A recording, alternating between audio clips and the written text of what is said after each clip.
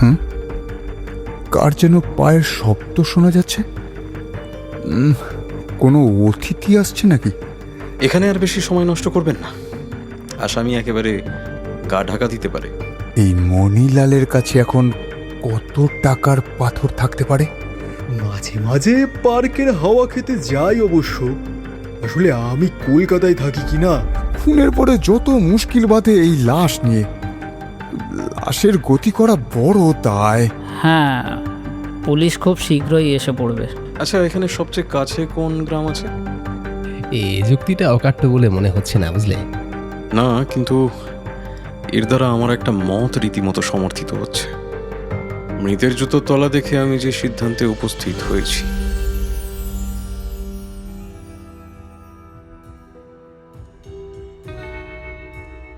সব আলো কি সত্যি প্রকাশ করে, নাকি আলোর নিচেই গা ঢাকা দিয়ে থাকে সবচাইতে ভয়ঙ্কর কোনো ছায়া?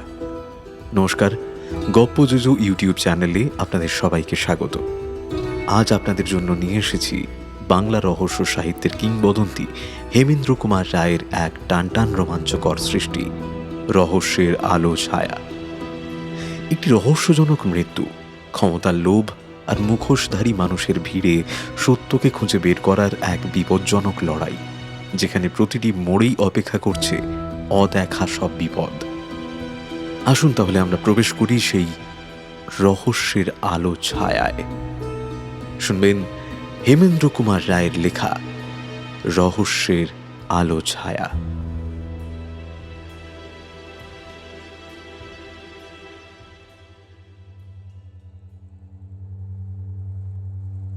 বাড়িতে অক্ষয় আজ একা। রামচরণ অন্য গাঁয়ে গেছে কি একটা কাজে, ফিরতে বেশ রাত হবে। অক্ষয়কে যখন তখন হঠাৎ গ্রাম ছেড়ে যেতে হয়, তাই সে বাড়ির সদরের চাবি করেছিল দুটো। একটি থাকতো তার কাছে, আর একটি থাকতো রামচরণের জিম্মায়। সে যখন আসতো, তার নিজের চাবি দিয়ে দরজাটা খুলে বাড়ির ভিতরে ঢুকত। আর রামচরণ এটা জেনেই গিয়েছে যে রাত্রে বাড়িতে এসে সে তার মনিবকে দেখতে পাবে না। অক্ষয়কে খানিক পরেই কলকাতা যেতে হবে। উদ্দেশ্য খানকয় ছোট বড় হিড়ে বিক্রি করা। তবে সেগুলি চোরাই বলে অক্ষয়ের মানহানি করব না। কিন্তু সেই হিড়েগুলো কোথায় আছে জানেন? তার জুতোর গোড়ালির ভিতরে। অবাক হওয়ার কিছু নেই। অক্ষয়ের এক পাটি জুতোর গোড়ালি হচ্ছে দেরাজির পুচকে একটা সংস্করণ। কৌশলে টানলে তার একটা অংশ টানার মতো বেরিয়ে আসে। এই উপায়ে পকেট কাটার এবং পুলিশের অন্যায় কৌতূহল জব্দ হয়। সন্ধ্যের বাতাসে একটা বন্য গন্ধ। অন্ধকারের গায়ে চুমকির মতো জোনাকি জ্বলছে। চারিদিক নিঃসাড়। অক্ষয় বাইরে যাওয়ার পোশাক পরেই ঘুরে বেড়াচ্ছে। এখনো ট্রেনের সময় হয়নি। হঠাৎ করেই অদূরে রাস্তায় কারোর পায়ের একটা শব্দ শোনা গেল। অক্ষয় ভাবতে লাগলো, কার যেন পায়ের শব্দ শোনা যাচ্ছে। কোনো অতিথি আসছে নাকি? কিন্তু আমার বাড়িতে তো কালে ভদ্র অতিথি আসে। এখানে কাছাকাছি অন্য কারোর বাড়ি আছে নাকি? না, আমার বাড়ির পরেই হচ্ছে পোড়ো জমি, আর একটা অর্ধনির্মিত রাস্তা সেখানে গিয়ে শেষ হয়েছে। এ নতুন পথে তো গায়ের লোক আসে না। তাহলে বাগানে ঢোকার মুখেই ছিল একটা বেড়া। কৌতূহলী অক্ষয় তার উপরে ঝুঁকে ভর দিয়ে অন্ধকারের ভিতরে চোখ চালাবার চেষ্টা করল। অন্ধকারের বুক চিরিয়ে জ্বলে উঠল একটা দেশলাইয়ের কাঠি। দেখা গেল একখানা মুখ আর একটা অস্পষ্ট দেহ। আগন্তুক সিগারেট ধরাচ্ছে। কে? আগন্তুক এগিয়ে এলো। কাছে এসে ইংরেজিতে জিজ্ঞেস করল, আচ্ছা, এই পথ দিয়ে কি মানিকপুর জংশনে যাওয়া যায়? না, এই স্টেশনে যাওয়ার অন্য রাস্তা আছে। আবার অন্য রাস্তা? রক্ষে করুন মশাই, রক্ষে করুন। যথেষ্ট হয়েছে।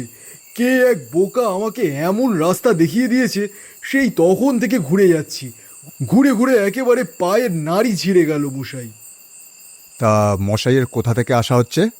কলকাতা থেকে এসেছিলুম এখানকার জমিদার বাড়িতে, আবার ফিরে যাব কলকাতায়। এখন পথ হারিয়ে একেবারে অন্ধের মতো ঘুরছি। একে তো আমি চোখে একটু খাটো, তাই এই অন্ধকার, আর পারি না। তা আপনি কটার ট্রেন ধরতে চান? রাত 8:30টার ট্রেন। তাই নাকি? আরে আমিও তো ওই ট্রেনে আজ কলকাতায় যাব। কিন্তু এখন তো সবে 7টা। আমি 8:15 আগে বাড়ি থেকে বেরোবো না।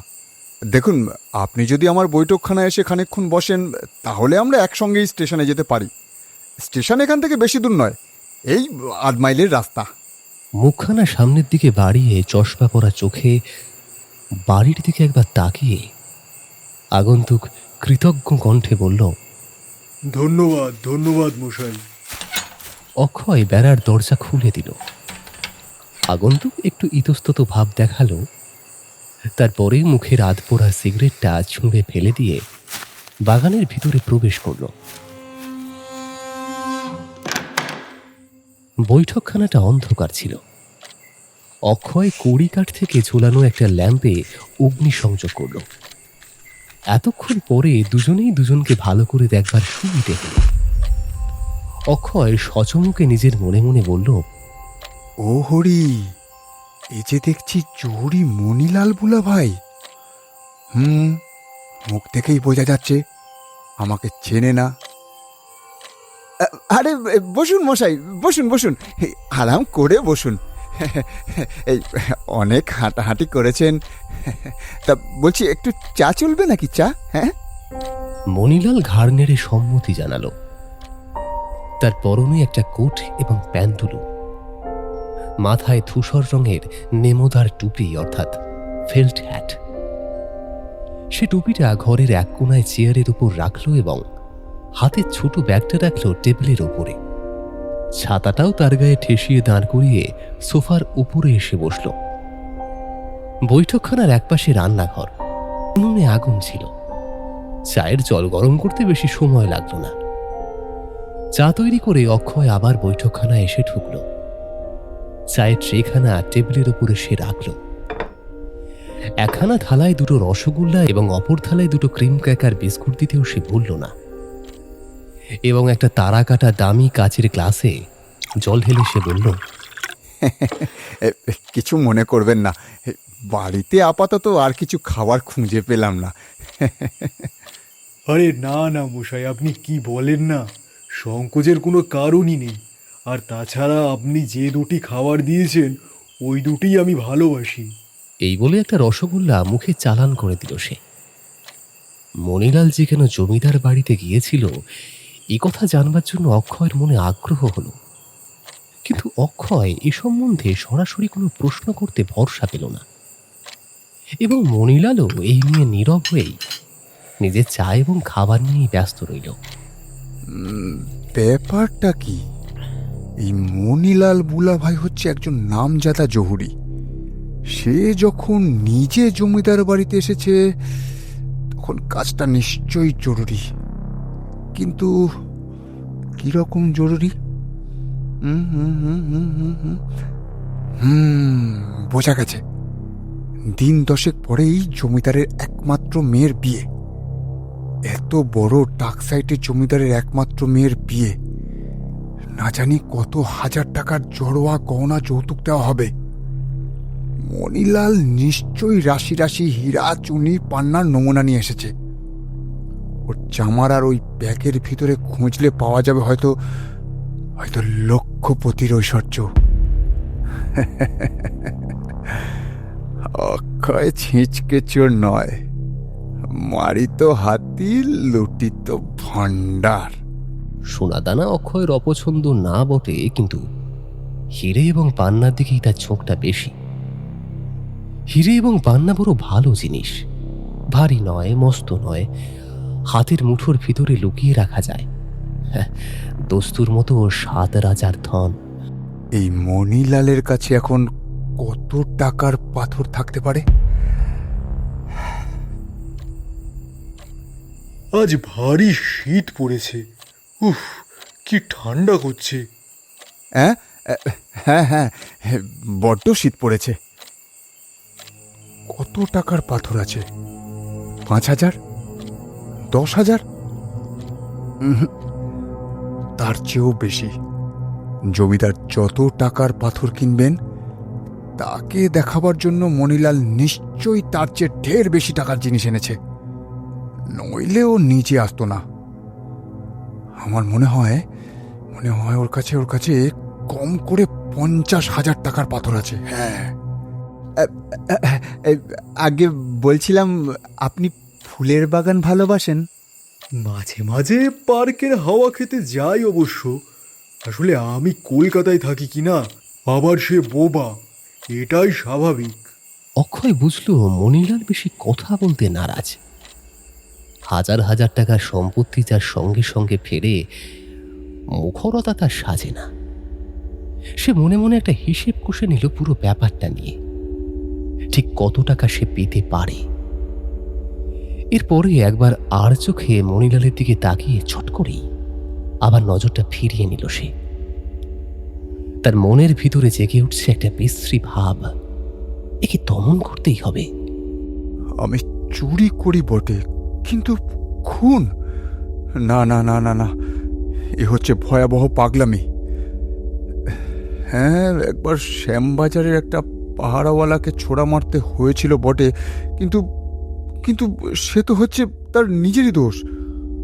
তারপর হাট খোলার সেই বুড়োটা, তার মুখ বন্ধ না করলে উপায়ই ছিল না। আমাকে দেখে সে যা ষাঁড়ের মতন চিৎকার শুরু করে দিয়েছিল। কিন্তু এ দুটো হচ্ছে দৈব দুর্ঘটনা, ইচ্ছার বিরুদ্ধে আমাকে কাজ করতে হয়েছিল। এই জন্য আমি নিজেও কম দুঃখিত নই, কিন্তু স্বেচ্ছায় নরহত্যা, খুন করে টাকা কেড়ে নেওয়া, উন্মত্ত না হলে এমন কাজ কেউ করে? না না না না না। তবে এ কথাও ঠিক, আমি যদি খুনি হতাম এমন সুযোগ আর পেতাম না। এত টাকার সম্পত্তি, খালি বাড়ি, পল্লীর বাইরে নির্জন ঠাই, রাত্রিবেলা, তার উপর ঘুটঘুটে অন্ধকার। কিন্তু লাশটা, খুনের পরে যত মুশকিল বাঁধে এই লাশ নিয়ে। লাশের গতি করা বড় দায়। এমন সময় হঠাৎ করে একখানা চলন্ত রেলগাড়ির শব্দ শোনা গেল। বাড়ির পিছন দিকের পোড়া জমিটার ওপাশ দিয়ে রেল লাইন যেখানে মোড় ঘুরে গিয়েছে, গাড়ি আসছে সেইখান দিয়েই। অক্ষয়ের মাথার ভিতর দিয়ে তাঁ করে একটা নতুন চিন্তা খেলে গেল। সেই চিন্তা সূত্র ধরে তার মন হলো অগ্রসর এবং তার দৃষ্টি স্থির হলো মণিলালের দিকে। সে নিজের মনে চায়ের পেয়ালায় চুমুক দিচ্ছে মাঝে মাঝে। অক্ষয়ের বুকের ভিতরটা কেমন যেন করে উঠল। সে তাড়াতাড়ি উঠে মণিলালের দিকে পিছন ফিরে দাঁড়িয়ে দেওয়ালের বড় ঘড়িটার দিকে তাকিয়ে রইল। তার মনটা যেন বলে উঠল, অক্ষয় শিগগির বাড়ি থেকে পালিয়ে যাও। যদিও অক্ষয়ের দেহ হয়ে উঠেছিল তখনও উত্তপ্ত, তবুও তার বুকের ভিতরে জাগলো এক শীতল কাঁপন। মাথা ঘুরিয়ে দরজার পানে তাকিয়ে সে বলল, ও ওরে বাপরে বাপ, কি কনকনে হাওয়া! আমি কি ভালো করে দরজাটা বন্ধ করে দিইনি? হ্যাঁ, ওরে বাপরে বাপ। দেখি না, এইবার এই স্টেশনের দিকে পা চালালে কেমন হয়, কি বলেন? আপনার ঘড়ি কি ঠিক? হ্যাঁ। আচ্ছা, স্টেশন পৌঁছতে কতক্ষণ লাগবে? কত আর, বড় জোর 10 মিনিট। ও, তাহলে ঠিক আছে। এই তো সবে 7:20, এখনো 1 ঘন্টারও বেশি সময় আছে। বাইরে ঠান্ডা অন্ধকারের চেয়ে এ ঘর ঢের ভালো। মিছেমিছি তাড়াতাড়ি করবার দরকারই বা কি আছে? না না, ঠিকই তো। অক্ষয়ের কণ্ঠস্বর খানিক খুশি এবং খানিক বিষাদ মাখা।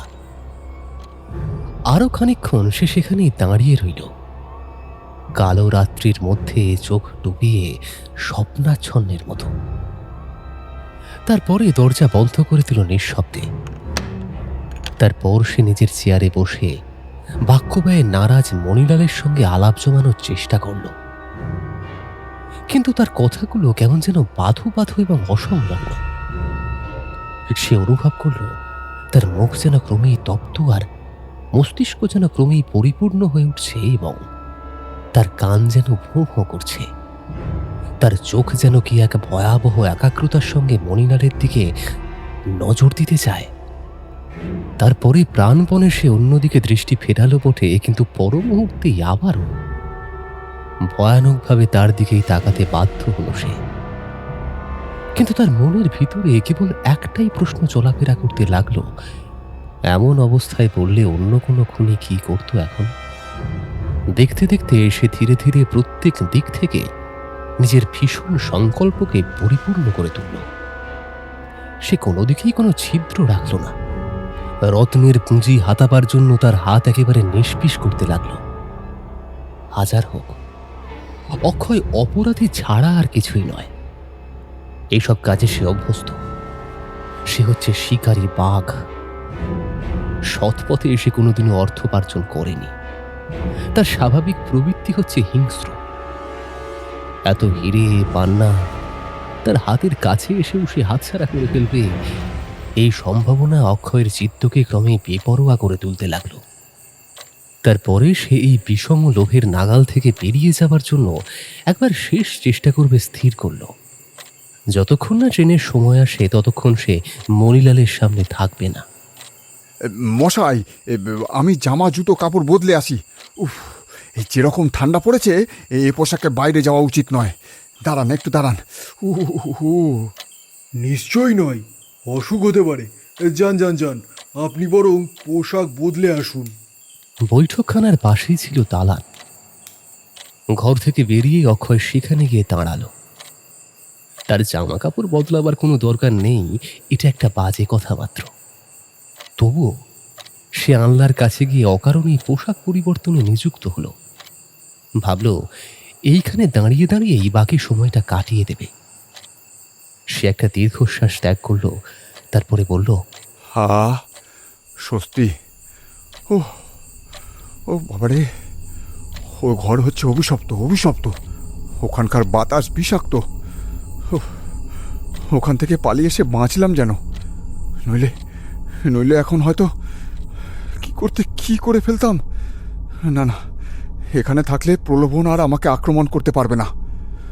হয়তো সময় উত্তীর্ণ হয়ে যাচ্ছে দেখে মণিলাল নিজেই চলে যাবে। হ্যাঁ, সে একলা চলে গেলেই আমি খুশি হই। তাহলে সমস্ত আপদই চুকে যায়।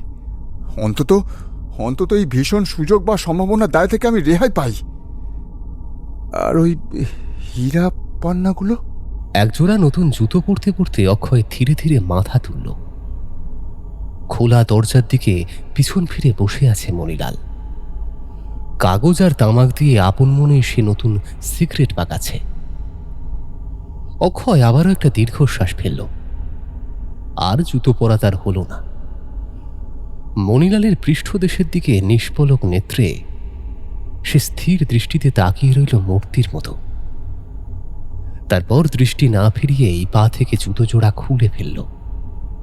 মণিলাল নিশ্চিন্তভাবে সিগারেটটা প্যাকেটের ভেতরে রেখে দিল। তারপরে জামার ওপর থেকে তামাকের গুঁড়ো ছাড়তে ছাড়তেই দেশলাইটা বার করল। তারপরে আচম্বিতেই এক প্রবল ঝোঁকের তাড়নায় অক্ষয় চট করে দাঁড়িয়ে পড়ল এবং চোরের মতো গুঁড়ি মেরে পা টিপে টিপে বৈঠকখানার ভিতরে ঢুকে পড়ল। তার পায়ে জুতো নেই, তাই কোনো শব্দও হলো না। বিড়ালের মতো চুপি চুপি সে এগিয়ে চলল ধীরে ধীরে। তার মুখ চকচকে, তার চোখ দুটো উজ্জ্বল এবং বিস্ফারিত, এবং নিজের কানে শুনতে পেল সে নিজের ধমনের রক্ত চলাচলের ধ্বনি। মণিলাল দেশলাই জেলে সিগারেটটা ধরালো এবং তারপরে ধূমপান করতে লাগলো। ধাপে ধাপে নিঃশব্দে এগিয়ে অক্ষয় গিয়ে দাঁড়ালো একেবারে মণিলালের চেয়ারের পিছনে।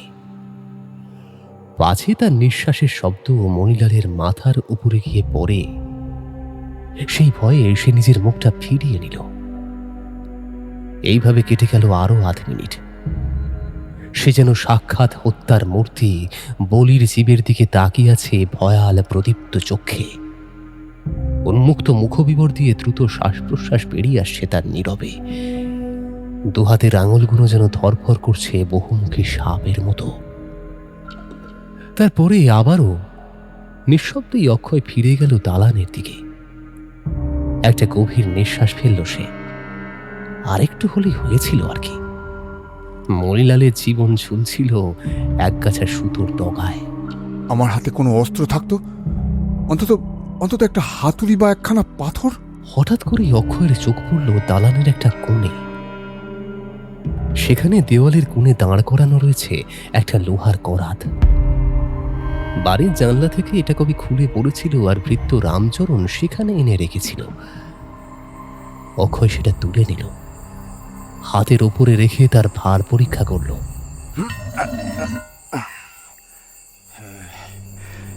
এটা হচ্ছে দস্তুর মতো অস্ত্র। ব্যবহার করার সময় বন্দুক বা রিভলভারের মতন চিৎকার করে পারা জাগায় না।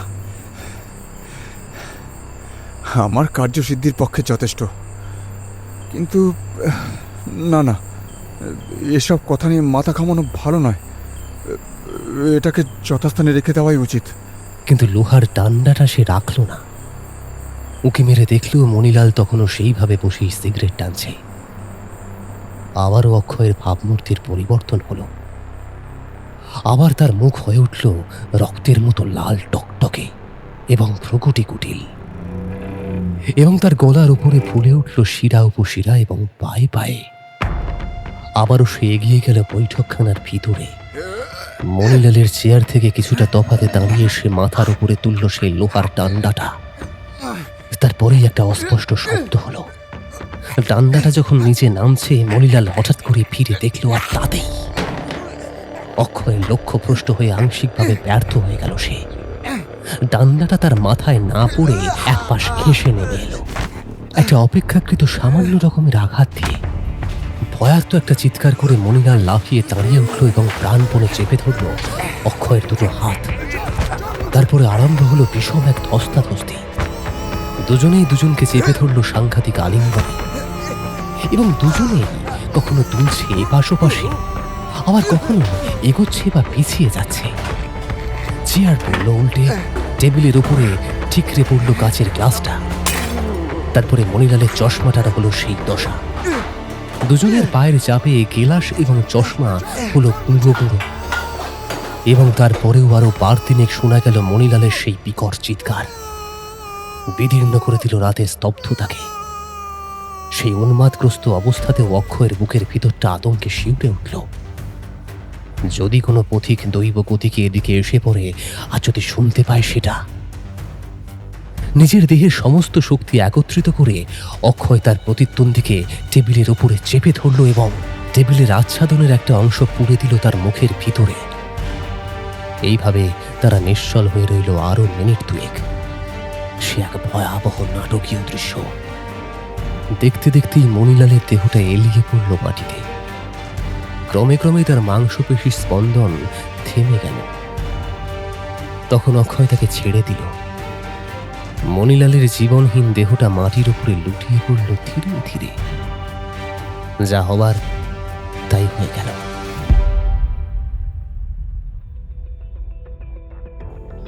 এতক্ষণ যে সম্ভাবনাটাকে অক্ষয় ভয় পাচ্ছিল, তাই পরিণত হলো নিশ্চিত সত্যে। যাক, এ বিষয় নিয়ে আর অনুতাপ করা মিথ্যে, কারণ অনুতাপের দ্বারা মরাকে তো আর জীবন্ত করা যাবে না।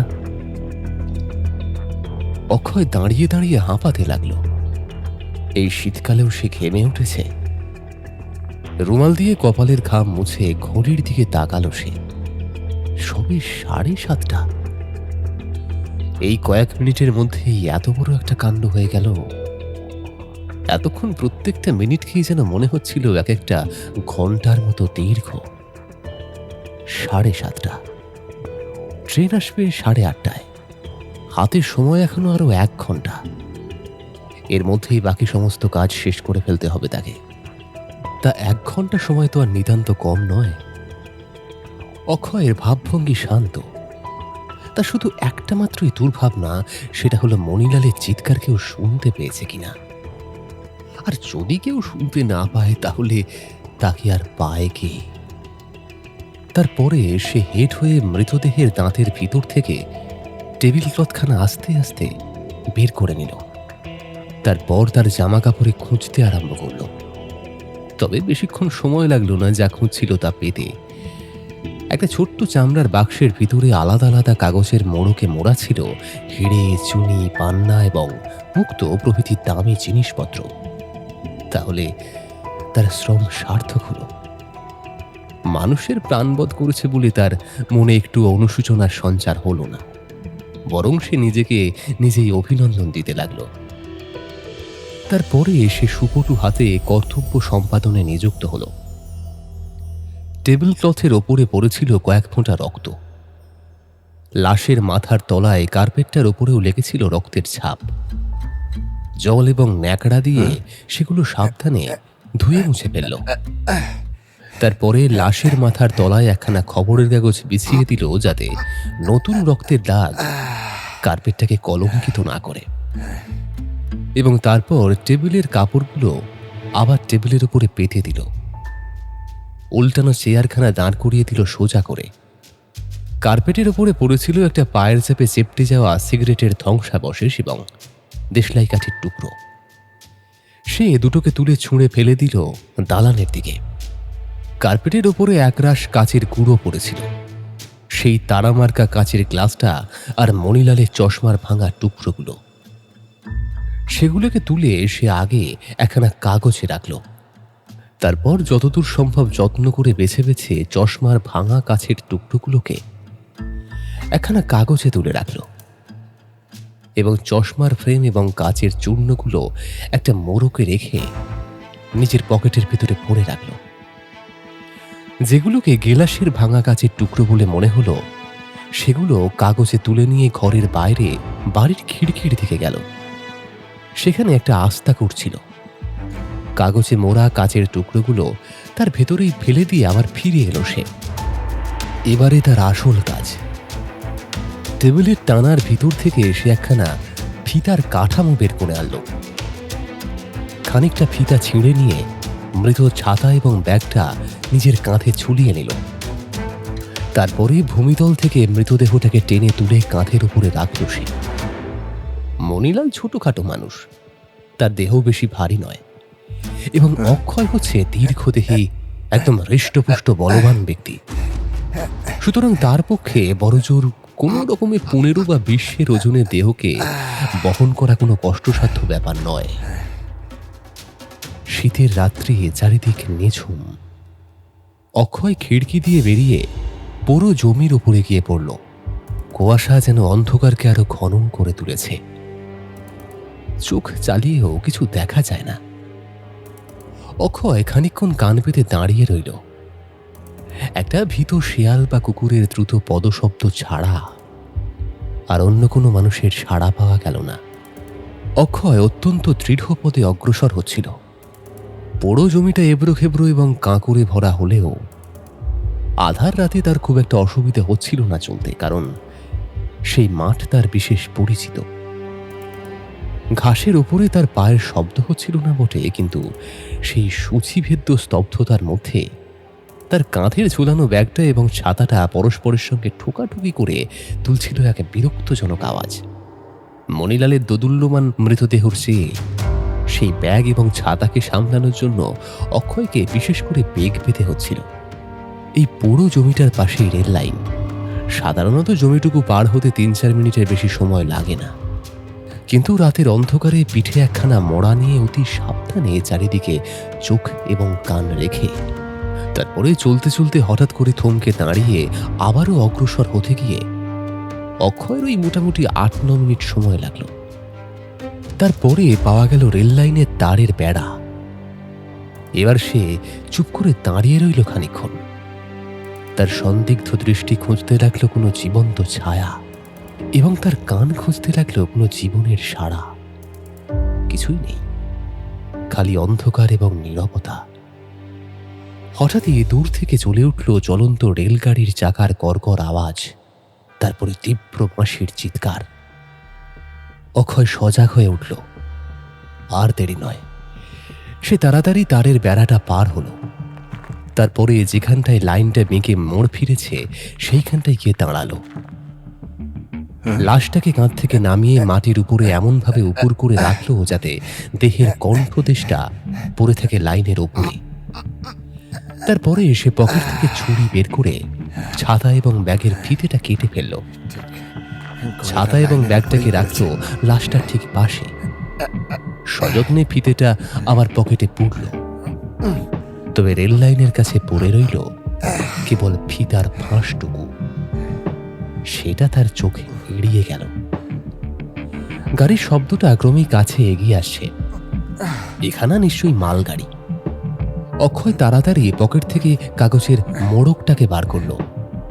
চশমার তোবড়ানো ফ্রেমটা রেখে দিল মৃতদেহের মাথার পাশে এবং কাচের টুকরোগুলো ছড়িয়ে দিল চতুর্দিকে। ইঞ্জিনের ফোঁস ফোঁস শব্দ শোনা যাচ্ছে অতি নিকটেই। অক্ষয়ের ইচ্ছা হলো সেখানটায় দাঁড়িয়ে থাকে। দাঁড়িয়ে থেকে সচক্ষে দেখে যবনিকা পতনের পূর্বে এই বিয়োগান্ত নাটকের শেষ দৃশ্যটা। কেমন করে নরহত্যা পরিণত হয় আত্মহত্যায় বা দৈব দুর্ঘটনায়। কিন্তু না, এখানে তার উপস্থিতি নিরাপদ নয়। তাহলে হয়তো অদৃশ্য হওয়ার আগেই কেউ তাকে দেখে ফেলবে। সে চটপট আবারও বেড়া পার হলো। দ্রুত পদে পোড়ো জমির ওপর দিয়ে নিজের বাড়ির দিকে ফিরতে লাগল। পিছনে যথাস্থানে আগত প্রায় রেলগাড়ির বজ্রধ্বনি শুনতে শুনতে রেলগাড়ি দাঁড়িয়ে পড়েছে। শ্বাস রুদ্ধ করে ভূপ্রথিত মূর্তির মতো স্তম্ভিত হয়ে অক্ষয় দাঁড়িয়ে রইল কিছু মুহূর্তের জন্য। তারপরে সে প্রায় দৌড়ে নিজের বাড়ির ভিতরে ঢুকে নীরবে দরজাটায় খিল লাগিয়ে দিল। সে ভয় পেয়েছে। কি ব্যাপারটা কি? ব্যাপারটা আসলে কি? গাড়িটা দাঁড়িয়ে পড়ল কেন? নিশ্চয়ই সেই লাশটা আবিষ্কার হয়েছে, কিন্তু ওখানে এখন হচ্ছেটা কি? ওরা কি তার বাড়িতে আসবে? রান্নাঘরের কাছে দাঁড়িয়ে উৎকর্ণ হয়ে শুনতে লাগলো সে। হয়তো এখনই কেউ এসে তার দরজায় কড়া নাড়বে। বৈঠকখানায় ঢুকে সে ব্যস্তভাবে তাকিয়ে দেখল চারিদিক। সমস্তটাই বেশ গোছালো, কিন্তু লোহার ডান্ডাটা এখনো পড়ে আছে মেঝের ওপরে। সে ডান্ডাটাকে তুলে নিয়ে ল্যাম্পপোস্টের আলোয় পরীক্ষা করে দেখল তার উপরে কোনো রক্তের দাগ নেই, কেবল দু এক গাছা চুল লেগে আছে। রেলগাড়ির ব্যাপারটা ভাবতে ভাবতে অন্যমনস্কভাবে সে টেবিলের কাপড় দিয়ে ডান্ডাটা মুছে ফেলল। সেটাকে নিয়ে আবার দৌড়ল বাড়ির পিছনের দিকে। পাঁচিলের ওপর দিয়ে ডান্ডাটাকে ছুঁড়ে ফেলে দিল। সেটা গিয়ে পড়ল পোড়ো জমির বিচুটি ছোপের ওপরে। ডান্ডাটার ভিতরে তাকে ধরিয়ে দেওয়ার মতো কোনো প্রমাণ ছিল না, কিন্তু সেটাকে অস্ত্ররূপে ব্যবহার করেছে বলেই হয়তো অক্ষয়ের চোখে তা ভয়াবহ হয়ে উঠছিল। সে বুঝল এবার তাকে স্টেশনের দিকে যাত্রা করতে হবে। যদিও এখনো গাড়ির সময় হয়নি, তবুও তার বাড়ির ভিতরে থাকতে ভরসা হচ্ছিল না। সে চায় না এখানে এসে কেউ তাকে দেখতে পাক। অক্ষয় তাড়াতাড়ি বাড়ি থেকে বেরোনোর আয়োজন সেরে নিল। তারপরে ব্যাগটা তুলে নিয়ে বৈঠকখানায় এসে বেরিয়ে পড়তে গেল। কিন্তু আবারও ফিরে এলো সে লম্ফটা নিভিয়ে দেওয়ার জন্য। তবে আলো নেভানোর জন্য হাতটা তুলেছে, আর হঠাৎ করেই তার দৃষ্টি আকৃষ্ট হলো ঘরের একদিকে। কি সর্বনাশ! মণিলালের টুপিটা তখনও সেখানে পড়ে আছে চেয়ারের ওপরে। তার হৃৎপিণ্ডটা যেন বন্ধ হয়ে যাওয়ার উপক্রম হলো। সে মারাত্মক ঘেমে উঠল, আর একটু হলেই তো সে আলো নিভিয়ে চলে যাচ্ছিল। তার বিরুদ্ধে এত বড় একটা প্রমাণ ফেলে রেখে বাইরের কেউ যদি এসে সেই টুপিটা এখানে দেখে ফেলতো, তাহলে কি হতো তার? চেয়ারের কাছে গিয়ে টুপিটা হাতে তুলে নিয়ে তার ভিতর দিকে দৃষ্টিপাত করে শিউরে উঠল সে।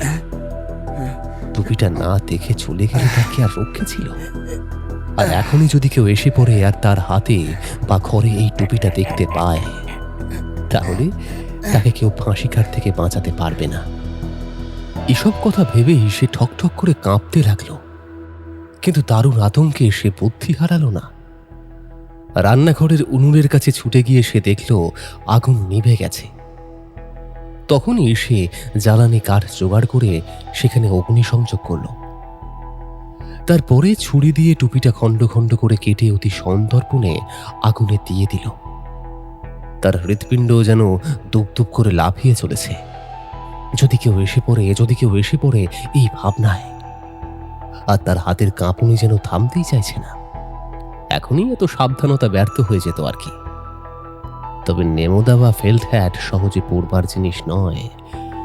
টুপির খণ্ডগুলো ঠিক ঠিক করে আস্তে আস্তে পুড়ে চলেছে প্রচুর ধোঁয়ার জন্ম দিয়ে। অঙ্গারের মতো মনে হচ্ছে। সত্যিকারের ভস্মে পরিণত হচ্ছে না সেগুলো। তার উপরে চুল পোড়ার গন্ধ এবং রজনের গন্ধ মেশানো একটা বিশ্রী দুর্গন্ধ বেরোতে লাগলো। অক্ষয় ভয়ে রান্নাঘরে জানলাগুলো খুলে দিতে বাধ্য হলো। তখনও সে কান পেতে শুনছে আর ভাবছে, বাইরে বুঝি জাগলো কোনো পদশব্দ। এই বুঝি নড়ে উঠল তার সদরের কড়াটা। এই বুঝি আসে অতি নিষ্ঠুর একটা আহ্বান। আর এদিকে সময়ও আর নেই। 8:30 বাজতে আর মাত্র 20 মিনিট বাকি। আর মিনিট কয়েকের মধ্যেই বাড়ি থেকে বেরিয়ে পড়তে না পারলে ট্রেনটা ধরা প্রায় অসম্ভব হয়ে যাবে। আরো অল্পক্ষণ অপেক্ষা করে দেখল সে। টুপির খণ্ডগুলোকেও আর চেনা যায় না। তখন সে লোহার শিক নিয়ে অঙ্গারগুলোর উপরে সজোরে আঘাত করতে লাগলো। পুরা কাঠ এবং কয়লার সঙ্গে টুপির দগ্ধাবশেষ নেড়ে নেড়ে এমনভাবে মিশিয়ে দিল যে সন্দেহজনক কিছুই আর চোখে পড়ার উপায় রইল না। এমনকি ভৃত্য রামচরণ পর্যন্ত কিছু বুঝতে পারবে বলে তো মনে হচ্ছে না। খুব সম্ভবত সে ফিরে আসবে যখন, তখন অঙ্গার ভস্মে পরিণত হবে। অক্ষয় ভালো করে দেখে নিয়েছে যে টুপির ভেতরে ধাতু দিয়ে তৈরি কোনো বস্তু নেই। আগুনের কবলেও যা নষ্ট হবার নয়। এবারে সে ব্যাগটা তুলে নিল। আবারও তীক্ষ্ণ দৃষ্টি বুলিয়ে বৈঠকখানার চতুর্দিকটা পরীক্ষা করল। তারপরে ঘর ছেড়ে বাইরে বেরিয়ে গেল। সদর দরজায় তালায় চাবি লাগালো। তারপর হন হন করে চলল স্টেশনের দিকে। কিন্তু এবারে সে ভুলে গেল বৈঠকখানায় আলো নিভিয়ে দিতে। ট্রেন আসবার আগেই অক্ষয় স্টেশনে পৌঁছল। টিকিট কিনল। তারপরে যেন নিশ্চিন্তভাবে প্ল্যাটফর্মের ওপরে পায়চারি করতে লাগলো। সে আর চোখে বেশ লক্ষ্য করল, এখনো ট্রেনের সিগন্যালটা দেয়া হয়নি বটে, কিন্তু চতুর্দিকে যেন একটা চাঞ্চল্যের সৃষ্টি হয়েছে। যাত্রীরা প্ল্যাটফর্মের এক প্রান্তে গিয়ে দল বেঁধে রেল লাইনের একদিকে দূরে তাকিয়ে আছে। সংকোচ ভরা কৌতূহলের দৃষ্টি নিয়ে অক্ষয় সেই দিকে এগিয়ে গেল পায়ে পায়ে। অন্ধকার ফুঁড়ে আত্মপ্রকাশ করল দুজন লোক। প্ল্যাটফর্মের ঢালু প্রান্ত দিয়ে ওপরে উঠে এলো তারা। তিরপল ঢাকা স্ট্রেচারে করে কি যেন একটা বয়ে আনছে। সেটা যে কি তা বুঝতে অক্ষয়ের বেশি সময় লাগলো না। তার বুকটা ছ্যাঁত ছ্যাঁত করতে লাগলো। তিরপলের তলা দিয়ে একটা অস্পষ্ট দেহের গঠন ফুটে উঠেছে। যাত্রীরা তাড়াতাড়ি এপাশ ওপাশ সরে গিয়ে সেই দিকে তাকিয়ে রইল আড়ষ্ট এবং মন্ত্রমুগ্ধ চোখে। বাহকেরা চলে গেল। পিছন পিছন আসছিল একটা কুলি, তার হাতে একটা ব্যাগ এবং ছাতা। আরে আরে, বসন্ত বাবু যে! সঙ্গে সঙ্গে একটা সহজে উত্তেজিত হওয়ার মতন চেহারা ছোটখাটো চটপটে এবং হৃষ্টপুষ্ট ভদ্রলোক কামরার কাছে এসে বললেন, হ্যাঁ, দিলীপ বাবু, জানলার ধারে আপনার মুখ দেখেই চিনেছি। ভারী খুশি হলাম মশাই, ভারী খুশি হলাম।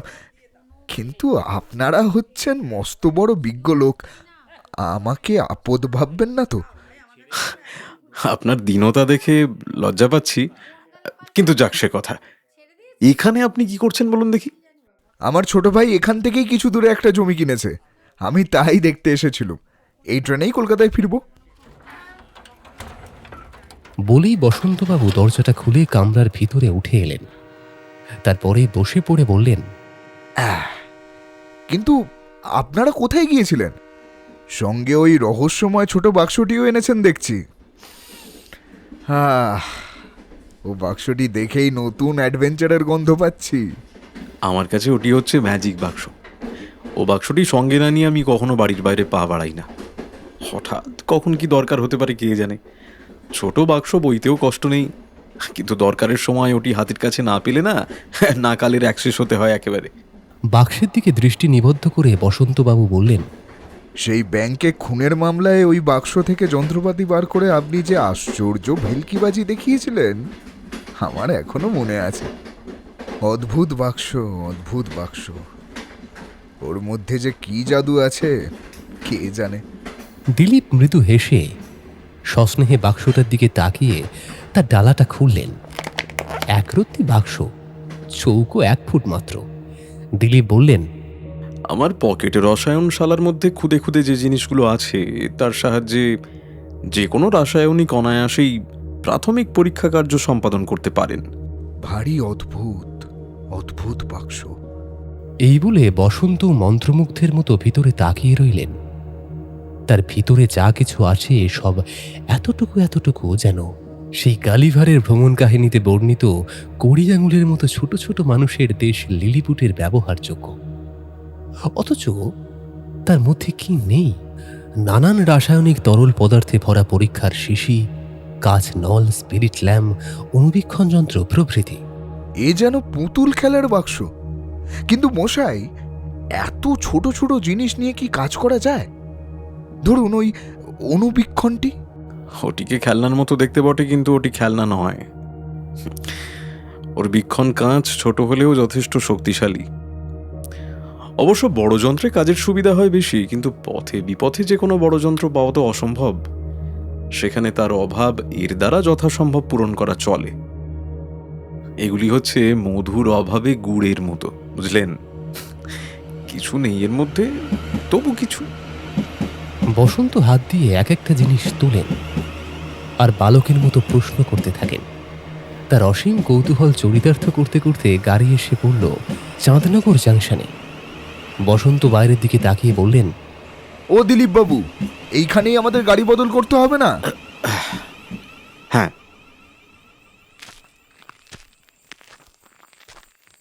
তিনজনেই প্ল্যাটফর্মে নেমে পড়লেন এবং নেমেই বুঝলেন এখানে কোনো অসাধারণ ঘটনা ঘটেছে। যাত্রী এবং স্টেশনের লোকজনেরা প্ল্যাটফর্মের একদিকে সমবেত হয়েছে। চারিদিকেই যেন একটা চাপা চাঞ্চল্যের ভাব। স্টেশনের একটি লোককে ডেকে বসন্ত জিজ্ঞাসা করল, ব্যাপার কি মশাই? লাইনের ওদিকে একটি লোক রেলগাড়ি চাপা পড়েছে। দূর থেকে ওই যে একটা লণ্ঠনের আলো দেখা যাচ্ছে, খুব সম্ভব স্ট্রেচারে করে লাশ নিয়ে আসা হচ্ছে। আমরা যখন সবাই মিলে অন্ধকারে দোদুল্যমান আলোটার দিকে তাকিয়ে আছি, তখন টিকিট ঘর থেকে একটা লোক বেরিয়ে এসে আমাদের কাছে এসে দাঁড়ালো। লোকটি আমার দৃষ্টি আকর্ষণ করল দুটি কারণে। প্রথমত, তার মুখটা হাসি খুশিতে মাখা হলেও কেমন যেন বিদীর্ণ, এবং তার চোখে ছিল একটা বন্য ভাব।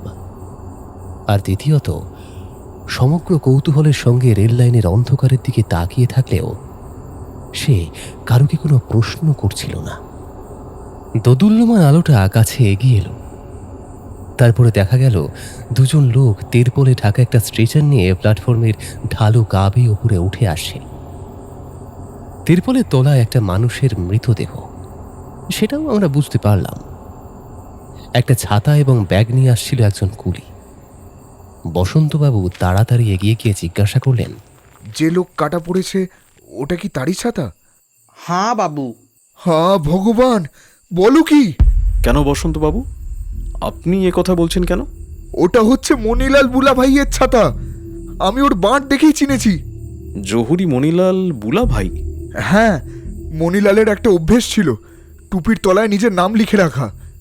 ওহে বাপু কুলি, লাশের টুপিটা একবার দেখাও দেখি। কোনো টুপি তো পাওয়া যায়নি বাবু। ওই স্টেশন মাস্টার আসছেন, আপনি বরং ওকে জিজ্ঞেস করুন। ব্যাপার কি? এই ছাতা আর এর মালিককে আমি চিনি। তাই নাকি? তাহলে একবার আমার সঙ্গে আসুন, লাশটাও শনাক্ত করতে পারেন কিনা দেখি। হ্যাঁ? ও বাবা, আহা, ভয় পাচ্ছেন কেন? রেলে কাটা পড়ে মনিলালের চেহারা কিরকম বিশ্রী হয়েছে কে জানে। কি বলবো মশাই, চেহারা মোটেই ভালো নেই। 6খানা মালগাড়ির চাকা বেচারার ওপর দিয়ে চলে যাওয়ার আগে ড্রাইভার গাড়ি থামাতে পারেনি। ধর থেকে মুন্ডুটা একেবারে আলাদা হয়ে গিয়েছে। হ্যাঁ, বাপরে কি বিভৎস কাণ্ড। মাফ করবেন মশাই, ও দৃশ্য আমি সহ্য করতে পারবো না। হ্যাঁ দিলীপ বাবু, আপনি কি বলেন? আমি বলি, তাড়াতাড়ি দেহ শনাক্ত করতে পারলে পুলিশের খুব সুবিধে হয়। ও, তাহলে আর উপায় নেই, আমাকে দেখতেই হবে। স্টেশন মাস্টারের সঙ্গে বসন্ত একটি ঘরের ভিতরে গিয়ে ঢুকলেন, যার বর্ণায় অনিচ্ছুকভাবেই। কিন্তু 1 মিনিট যেতে না যেতেই তিনি দৌড়াতে দৌড়াতে ঘর থেকে বেরিয়ে এলেন। তার চোখ মুখ ভীত এবং উদ্ভ্রান্তির মতো। দিলীপের কাছে ছুটে এসে রুদ্ধশ্বাসে তিনি বললেন, হ্যাঁ হ্যাঁ, মণিলাল বুলা ভাই বটে। হায় রে বেচারা, ভয়ানক ভয়ানক। মণিলালের সঙ্গে কোনো দামি পাথর টাথর ছিল নাকি? দামি পাথর থাকাই সম্ভব, কিন্তু আমি ঠিক করে কিছু বলতে পারছি না। তবে মণিলালের কর্মচারীরা নিশ্চয়ই বলতে পারবে। একটা কথা আমার রাখবেন বলুন। মশাই, যদি আপনার সময় থাকে এই মামলাটার দিকে একটু লক্ষ্য রাখতে পারবেন। আসলে মণিলাল আমার বিশেষ বন্ধু ছিলেন। বেশ বসন্তবাবু, তাই হবে। আমার হাতে আজ আর কোনো কাজ নেই, আমি না হয় কাল সকালেই কলকাতা ফিরব। কি হে শ্রীমন্ত, তোমার কিছু অসুবিধা হবে না তো? না না, কিছু না। ধন্যবাদ। ওই ওই কলকাতার গাড়ি এসে পড়েছে, কাল দেখা হলে অন্য সব কথা। কালকেই আপনি সব খবর পাবেন। সেই যে অদ্ভুত লোকটা আমার কাজ ঘেঁষে দাঁড়িয়ে কথাবার্তা শুনল। দিলীপের মুখের দিকে সে একবার অত্যন্ত উৎসুক চোখে তাকালো। তারপর যেন অনিচ্ছা সত্ত্বেও বসন্তবাবুর পিছন পিছন কলকাতার গাড়ির দিকে অগ্রসর হলো। কলকাতায় গাড়ি চলে যাওয়ার পরে দিলীপ স্টেশনের কাছে গিয়ে জানালেন বসন্তবাবু তার ওপরে কোনো ভার অর্পণ করে গিয়েছেন, এবং সেই সঙ্গে বললেন, অবশ্য পুলিশ না আসা পর্যন্ত আমি কিছুই করব না। পুলিশে খবর দেওয়া হয়েছে তো? হ্যাঁ, পুলিশ খুব শীঘ্রই এসে পড়বে। পুলিশকে আপনার কথা জানাবো। স্টেশন মাস্টার এই বলে চলে গেলেন। আমি এবং দিলীপ প্ল্যাটফর্মের ওপরে পায়চারি করতে লাগলাম। দেখুন, এই ধরনের মামলায় 3 রকম ব্যাখ্যা থাকে: দৈব দুর্ঘটনা, আত্মহত্যা এবং হত্যা। আর এই 3 রকম তথ্যের সিদ্ধান্ত থেকেই আমাদের একটা মীমাংসায় এসে পৌঁছাতে হবে। প্রথম হচ্ছে মামলার সাধারণ তথ্য। দ্বিতীয়, দেহ পরীক্ষা করে যে সত্যের সন্ধান পাওয়া যাবে। আর তৃতীয়ত, ঘটনাস্থল পরীক্ষা করে জানা যাবে যে সত্য। আপাতত আমরা যে সাধারণ তথ্যটুকু জানতে পেরেছি তা হচ্ছে এই মৃত ব্যক্তি হীরক ব্যবসায়ী। নিজের ব্যবসার জন্যই সে যে এমন জায়গায় এসেছিল এটুকু আমরা ধরে নিতে পারি। হয়তো তার সঙ্গে ছিল দামি দামি পাথর। এই তথ্য হচ্ছে আত্মহত্যার বিরোধী। মনে সন্দেহ আনে হয়তো এর মধ্যে হত্যাকারীর হাত আছে। তারপর প্রশ্ন ওঠে, এটা কি দৈব দুর্ঘটনা? তাহলে জানতে হবে যেখানে দেহ পাওয়া গিয়েছে সেখানে কোনো লেভেল ক্রসিং অথবা লাইনের কাছে কোনো রাস্তা আছে কিনা, কিংবা ঘটনাস্থলে মৃত ব্যক্তির আকস্মিক উপস্থিতির কোনো সঙ্গত কারণ আছে কিনা। এসব তথ্য এখনো আমরা জানতে পারিনি, কিন্তু এগুলি আমাদের জানা উচিত। হ্যাঁ, যে কুলিটা ব্যাগ আর ছাতা নিয়ে আসছিল তাকে জিজ্ঞাসা করলেই তো পারতে। ওই দেখো, একদল লোকের কাছে দাঁড়িয়ে খুব সম্ভবত আজকের ঘটনাটাই বর্ণনা করছে। হ্যাঁ, আর আমাদের মতো নতুন শ্রোতা পেলে তার উৎসাহ হয়তো খানিক বেড়ে উঠতে পারে। শ্রীমন্ত, তোমার কথাই শুনবো, দেখা যাক ও কি বলে। আমরা কুলিটার কাছে গিয়ে দাঁড়ালাম। সত্যি সত্যি সে গল্পের ভার নাবাবার জন্য অতিশয় উৎসুক হয়ে উঠেছে। ব্যাপারটা কেমন করে ঘটলো বলতে পারে? বাবু, ড্রাইভার যা বললে তা আমি শুনেছি। ওখানে এক জায়গায় লাইনটা বেঁকে গিয়েছে। মালগাড়ি যখন সেই বাঁকের মুখে এসে পড়ে, ড্রাইভার তখন হঠাৎ দেখতে পায় যে লাইনের উপর কি যেন একটা পড়ে আছে। তারপর ইঞ্জিনের হেডলাইটে দেখা যায় যে একটা মানুষ শুয়ে আছে। সে তখনই বাষ্প বন্ধ করে দেয় আর বাঁশি বাজায় আর শটান ব্রেক কষে। কিন্তু জানেনই তো মশাই, এত তাড়াতাড়ি ওই মালগাড়িকে থামানো সোজা ব্যাপার না। থামবার আগেই ছখানা গাড়ি একেবারে লোকটার ওপর দিয়ে গড় গড় করে চলে যায়। লোকটা কিভাবে শুয়েছিল? ড্রাইভার সে কথা কিছু বলেছে? আর কি, হ্যাঁ, হেডলাইটে তো সে স্পষ্ট দেখতে পেয়েছে লোকটা লাইনের উপর গলা উপুর হয়ে শুয়েছিল। লোকটা ইচ্ছে করেই প্রাণ দিয়েছে মশাই। সেখানে কোনো লেভেল ক্রসিং ছিল? এগে বাবু, সেইখানে কোনো রাস্তা টাস্তাও ছিল না। লোকটা নিশ্চয়ই ওই মাঠের ভেতর দিয়ে এসে তারের বেড়া টপকে লাইনের উপর এসে পড়েছিল। সে আত্মঘাতী হবে বলেই তো পণ করেছিল। এত কথা তুমি জানলে কেমন করে? আসলে এই স্টেশন মাস্টারই আমাকে সব বলেছেন। দিলীপের সঙ্গে আমি ফিরে এসে একখানা বেঞ্চির উপরে বসে পড়লুম। একদিক দিয়ে লোকটার কথা খুব ঠিক, এটা দৈব দুর্ঘটনা নয়। তবে লোকটা যদি রাতকানা, কালা বা নির্বোধ হতো হয়তো বেড়া ডিঙিয়ে লাইনে নেমে মারা পড়তেও পারত। কিন্তু মণিলাল বুলাভাই সে শ্রেণীর লোক নয়। মণিলাল লাইনের উপরে গলা দিয়ে শুয়েছিল। এ থেকেও আমরা দু একটা অনুমান করতে পারি। হয় সে স্বেচ্ছায় আত্মহত্যা করেছে, নয়তো মৃত বা অজ্ঞান অবস্থাতেই তার দেহ পড়েছিল লাইনের উপরে। যতক্ষণ আমরা লাশ পরীক্ষা করবার সুযোগ না পাবো ততক্ষণ এর বেশি আর কিছুই জানতে পারা যাবে না। ওই দেখো শ্রীমন্ত, পুলিশ এসে পড়েছে। চলো, ওরা কি বলে শোনা যাক। স্টেশন মাস্টার একজন ইউনিফর্ম পরা পুলিশ ইন্সপেক্টরের সঙ্গে কথা বলছিলেন। দিলীপ এবং আমাকে দেখেই তাদের মুখ গম্ভীর হয়ে উঠল এবং দুজনেই এক বাক্যে জানালেন এসব ব্যাপারে তারা বাইরের লোকের সঙ্গে আলোচনা করতে ইচ্ছুক নন। দিলীপ এতক্ষণ আত্মপরিচয় দেয়নি। তিনি জানতেন বাংলাদেশের যেসব পুলিশ কর্মচারী তার সঙ্গে ব্যক্তিগতভাবে পরিচিত নন, তারা অন্তত তার নামটার সঙ্গে সুপরিচিত। তিনি তার কার্ডটা বের করে ইন্সপেক্টরের হাতে দিলেন। কার্ডখানা দেখার পরে ইন্সপেক্টর নিজের মনে বিড়বিড় করে কি যেন বকতে লাগলেন। তারপরে বললেন, আচ্ছা, আপনারা আমার সঙ্গে আসুন। ঘরের ভেতরে ঢুকে দেখা গেল স্ট্রেচারটা রয়েছে মেঝের ওপরে, সেই একইভাবে তিরপল ঢাকা। কাছেই একটা বড় বাক্সের ওপরে রয়েছে সেই ছাতা এবং ব্যাগটা। তাদের পাশেই একটা চশমার তুবড়ানো ফ্রেম, তাতে কাঁচ নেই। এই চশমার ফ্রেমটা কি লাশের সঙ্গে পাওয়া গিয়েছে? হ্যাঁ, ফ্রেমটা ঠিক লাশের পাশেই ছিল, আর তার চারিদিকে ছড়িয়ে পড়েছিল ভাঙা কাঁচের টুকরো। দিলীপবাবু নোটবুকে কথাগুলো টুকে নিলেন। এদিকে ইন্সপেক্টর লাশের ওপর থেকে সরিয়ে দিলেন তেরপলের আচ্ছাদন। দৃশ্যটা ভীষণ, তাতে সন্দেহ নেই। মৃতদেহটা এলিয়ে পড়েছে স্ট্রেচারের ওপরে। বিচ্ছিন্ন মুন্ডুটা, ভাবহীন চোখ দুটো দৃষ্টিহীন এবং স্থির দৃষ্টিতে তাকিয়ে রয়েছে কড়িকাঠের দিকে। মুন্ডহীন দেহটা অস্বাভাবিকভাবে বেঁকে রয়েছে। দেখলেই শরীরটা কেমন যেন শিউরে ওঠে। দিলীপ পূর্ণ 1 মিনিট কাল ধরে নীরবে হেঁট হয়ে মৃতদেহর চারিদিকটা চেয়ে রইলেন। ইন্সপেক্টর লণ্ঠনের আলো ফেললেন লাশের ওপরে। তারপরে আমার দিকে ফিরে সে বলল, শ্রীমন্ত, আমার 3টে অনুমানের ভিতরে 2টোকে বাদ দিতে পারি। ইন্সপেক্টর কি যেন একটা বলতে যাচ্ছিলেন, কিন্তু হঠাৎ করেই তার দৃষ্টি আকৃষ্ট হলো দিলীপের হাতের বাক্সটার দিকে। দিলীপ সেটা খুলে একজোড়া সব ব্যবচ্ছেদে ব্যবহার করবার মতো ছোট সাঁড়াশি বের করলেন। সব ব্যবচ্ছেদ করবার হুকুম আমরা পাইনি।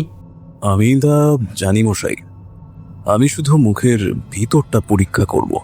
এই বলে দিলীপ সাঁড়াশি দিয়ে মুন্ডের ঠোঁট টেনে তুললেন এবং মুখের ভিতরটা ভালো করে দেখে এক মনে দাঁতগুলোকে পরীক্ষা করতে লাগলেন। তারপরে মুখ তুলে আমার দিকে চেয়ে বললেন, তোমার আতস কাঁচখানা একবার আমাকে দাও তো। দিলীপ কি করেন সেটা দেখার জন্য ইন্সপেক্টর লণ্ঠনটা নিয়ে আগ্রহ ভরে ঝুঁকে পড়লেন। দিলীপ মৃতের অসমচ্ছ দাঁতের ওপরে আতস কাঁচখানা রেখে এদিক ওদিক কি যেন সরিয়ে দেখতে লাগল। তারপরে সাঁড়াশি দিয়ে দাঁতের ওপর থেকে সযত্নে খুব সূক্ষ্ম কি একটা জিনিস তুলে আনল এবং আতস কাচের ভিতর দিয়ে সেই জিনিসটা দেখতে লাগল। অনেকদিন ধরে আমি দিলীপের সঙ্গেই আছি। এরপরে তার কি দরকার হবে সেটা আমি জানি। আমি তখনই অনুবীক্ষণ যন্ত্রে ব্যবহার করা একখানা স্লাইডার এবং সব ব্যবচ্ছেদের শলাকা তার দিকে এগিয়ে দিলাম। তিনি সেই সূক্ষ্ম জিনিসটা স্লাইডারের ওপরে রেখে শলাকা দিয়ে ছড়িয়ে দিতে লাগলেন এবং ততক্ষণে আমি অনুবীক্ষণ যন্ত্রটা প্রস্তুত করে রাখলাম। 1 ফোঁটা ফ্যারেন্ট আর একটা কভার গ্লাস দাও। দিলাম। দিলীপ তার অনুবীক্ষণ যন্ত্র নিয়ে ব্যস্ত হয়ে রইলেন। আমি ইন্সপেক্টরের মুখের দিকে তাকালাম। তার মুখে একটা বিদ্রূপের হাসি।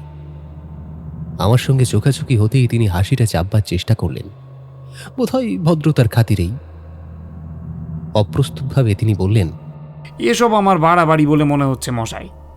ভদ্রলোকটি মারা যাওয়ার আগে কি খেয়েছিলেন সেটা জেনে কিছু লাভ আছে কি? আমার বিশ্বাস ভদ্রলোক বাজে কিছু খেয়ে মারা পড়েননি। মশাই, এ শ্রেণীর মামলায় কিছুই বাহুল্য নয়। প্রত্যেক তথ্যরই কিছু না কিছু মূল্য আছে। আরে যার মুন্ডু কাটা গেছে তার শেষ খাবারের কথা জেনে কোনো লাভ নেই। তাই নাকি? যে অপঘাতে মারা পড়েছে তার শেষ খাবারের কথাটা কি এতই তুচ্ছ? মৃতের ফতুয়ার গায়ে এই যে গুঁড়ো গুঁড়ো কি জিনিস লেগে রয়েছে দেখছেন, এ থেকে আমরা কি কিছু জানতে পারবো না? এমন কি আর জানতে পারবেন? দিলীপ প্রথমে নিরুত্তর হয়ে মৃতের ফতুয়ার ওপর থেকে সাঁড়াশির সাহায্যে গুঁড়োগুলো একে একে তুলে নিলেন।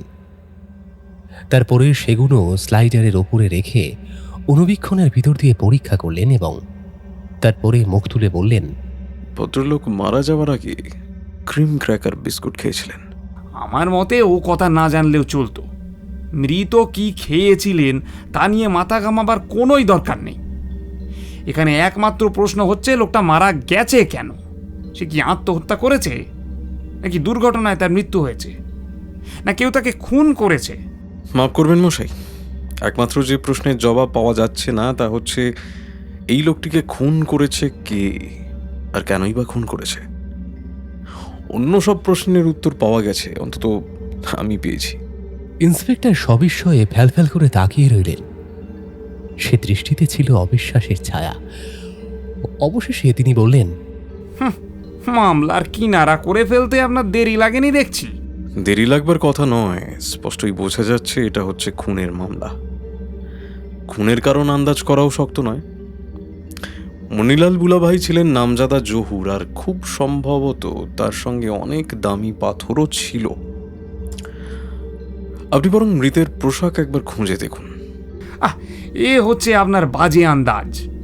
মৃত ব্যক্তি জহুরই ছিলেন, তার সঙ্গে দামি পাথর ছিল, অতএব ধরে নিতে হবে তিনি খুন হয়েছেন।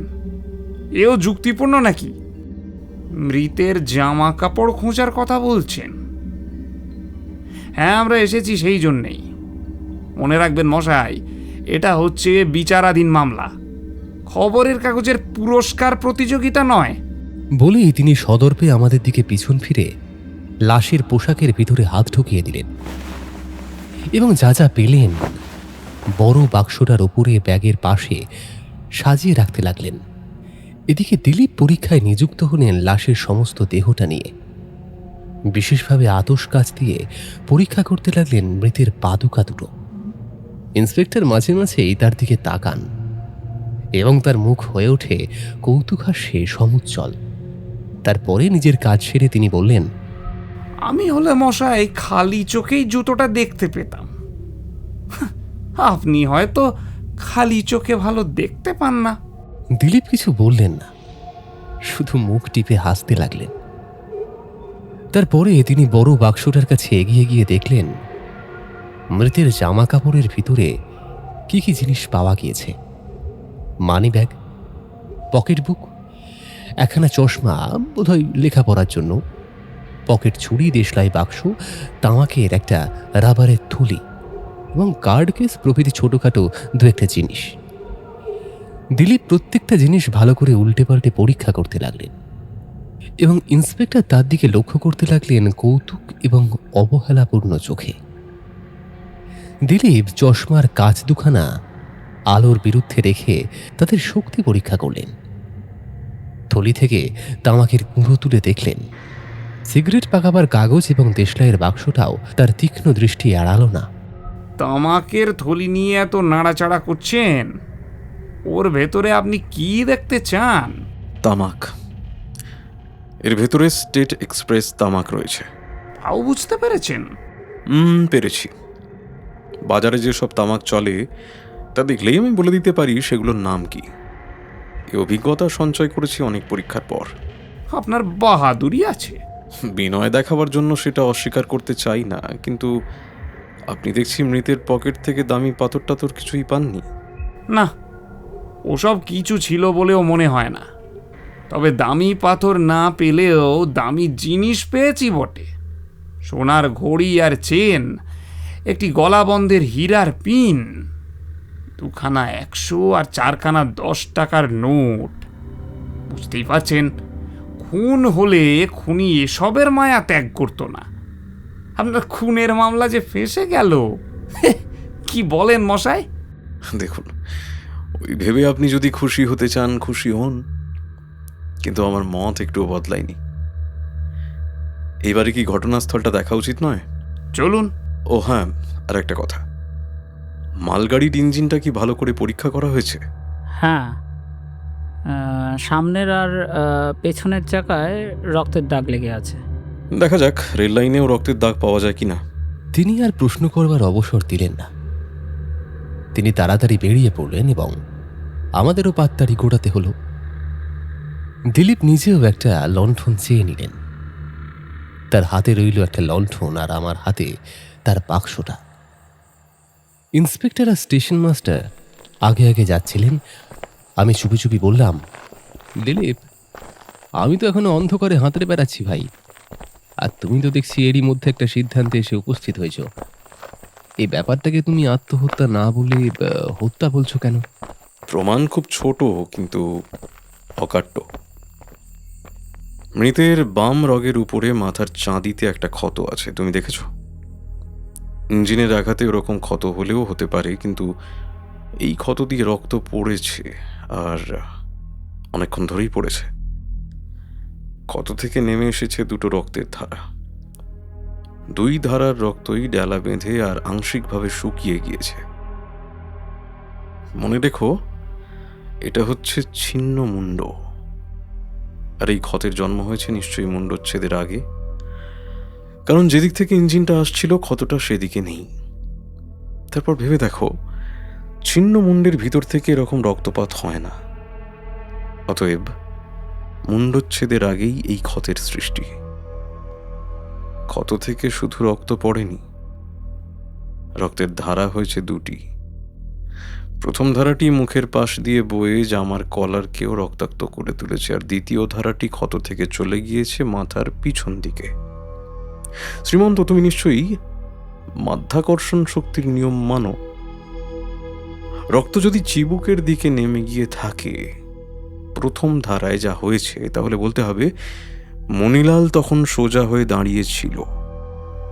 আর রক্ত যদি সম্মুখ থেকে মাথার দিকে, মানে মাথার পিছন দিকে গড়িয়ে গিয়ে থাকে, তাহলে দ্বিতীয় ধারায় যা হয়েছে, তাহলে বলতে হবে মণিলাল তখন উপর দিকে মুখ তুলে চিত হয়ে শুয়েছিল। এখন ড্রাইভারের কথা মনে করো। সে দেখেছে মণিলাল মাটির দিকে মুখ করে উপর হয়ে লাইনের ওপর শুয়েছিল। এক্ষেত্রে রক্তের একটা ধারা বাঁগাল বেয়ে কলার পর্যন্ত এবং আরেকটা ধারা মাথার নিচ থেকে উপরে উঠে পিছন দিকে নেমে আসতে পারে না। আসল ব্যাপারটা কি হয়েছে জানো? মণিলাল যখন সোজা হয়ে বসে বা দাঁড়িয়ে ছিল, কেউ একটা আঘাত করেছিল তার মাথার উপরে, আর রক্তের প্রথম ধারাটা নেমে এসেছিল তার গাল বেয়ে। তারপর সে চিত হয়ে মাটির ওপর পড়ে যায়, আর রক্তের দ্বিতীয় ধারা চলে যায় তার মাথার পিছন দিকে। দিলীপ, আমি ভারী বোকা লোক, বুঝলে? এই এত কিছু ভাবতে বা লক্ষ্য করতে আমি পারিনি। আর অভ্যাস না থাকলে কেউ তাড়াতাড়ি অনুমান বা পর্যবেক্ষণ করতে পারে না। আচ্ছা শ্রীমন্ত, মৃতের মুখ দেখে তোমার কোনো কথা মনে হয়েছে? হয়েছে, মনে হয় ও যেন শ্বাসরুদ্ধ হওয়ার দরুণই মারা গিয়েছে। ঠিক বলেছ, ও মুখ হচ্ছে শ্বাসরুদ্ধ হওয়া মানুষের। তুমি বোধহয় আরো লক্ষ্য করেছ, ওর জিভ ফোলা ফোলা, আর ওর উপর ঠোঁটের ভিতরে দাঁত বসে যাওয়ার দাগ, তার কারণ মুখের উপরে পড়েছিল প্রবল চাপ। এখন এইসব তথ্য আর অনুমানের সঙ্গে মাথার মধ্যে ক্ষতর কথা মিলিয়ে দেখো, খুব সম্ভবত মণিলাল মাথায় আঘাত পাওয়ার পরে হত্যাকারীর সঙ্গে যোজাযোজি করেছিল। তারপর হত্যাকারী তার মুখ চেপে ধরে শ্বাসরোধ করে তাকে মেরে ফেলে। আমি চমৎকৃত হয়ে নীরবে কিছুক্ষণ অগ্রসর হলাম। তারপর জিজ্ঞাসা করলাম, আচ্ছা, মৃতদেহের দাঁতের ভিতরে সাঁড়াশি দিয়ে ওটা কি বের করলে? আর অনুবীক্ষণে সেটা দেখার সুযোগ আমি পাইনি, সেই জন্যই আর কি। ও, সেটা তুমি জানতে চাও? তার দ্বারা আমাদের অনুমান আরো বেশি অগ্রসর হয়ে গিয়েছে। সেটা হচ্ছে একগোছা বোনা কাপড়ের অংশ। অনুবীক্ষণের ভিতর দিয়ে দেখে বুঝেছি আলাদা আলাদা তন্তুর দ্বারা তা বোনা হয়েছে। প্রত্যেক তন্তুর রং ভিন্ন, তার বেশিরভাগই হচ্ছে রাঙা পশমি তন্তু। সেই সঙ্গে তার মধ্যে আছে কাপড়ের নীল রঙা তন্তু আর কতগুলো হলদে পাটের অংশ। এটা হয়তো কোনো মেয়ের রঙিন কাপড়ের অংশ, তবে পাট আছে বলে সন্দেহ হয়। হয়তো এটা কোনো পর্দা বা কম দামি অন্য কিছুর অংশ হতে পারে। আর এ থেকে কি বুঝতে হবে? যদি এটা পরনের কাপড়ের অংশ না হয়, তবে বুঝতে হবে এটা এসেছে কোনো আসবাব থেকে। আর আসবাব মানেই বোঝায় গৃহস্থালী। এই যুক্তিটা অকাট্য বলে মনে হচ্ছে না, বুঝলে? না, কিন্তু এর দ্বারা আমার একটা মত রীতিমতো সমর্থিত হচ্ছে। কি?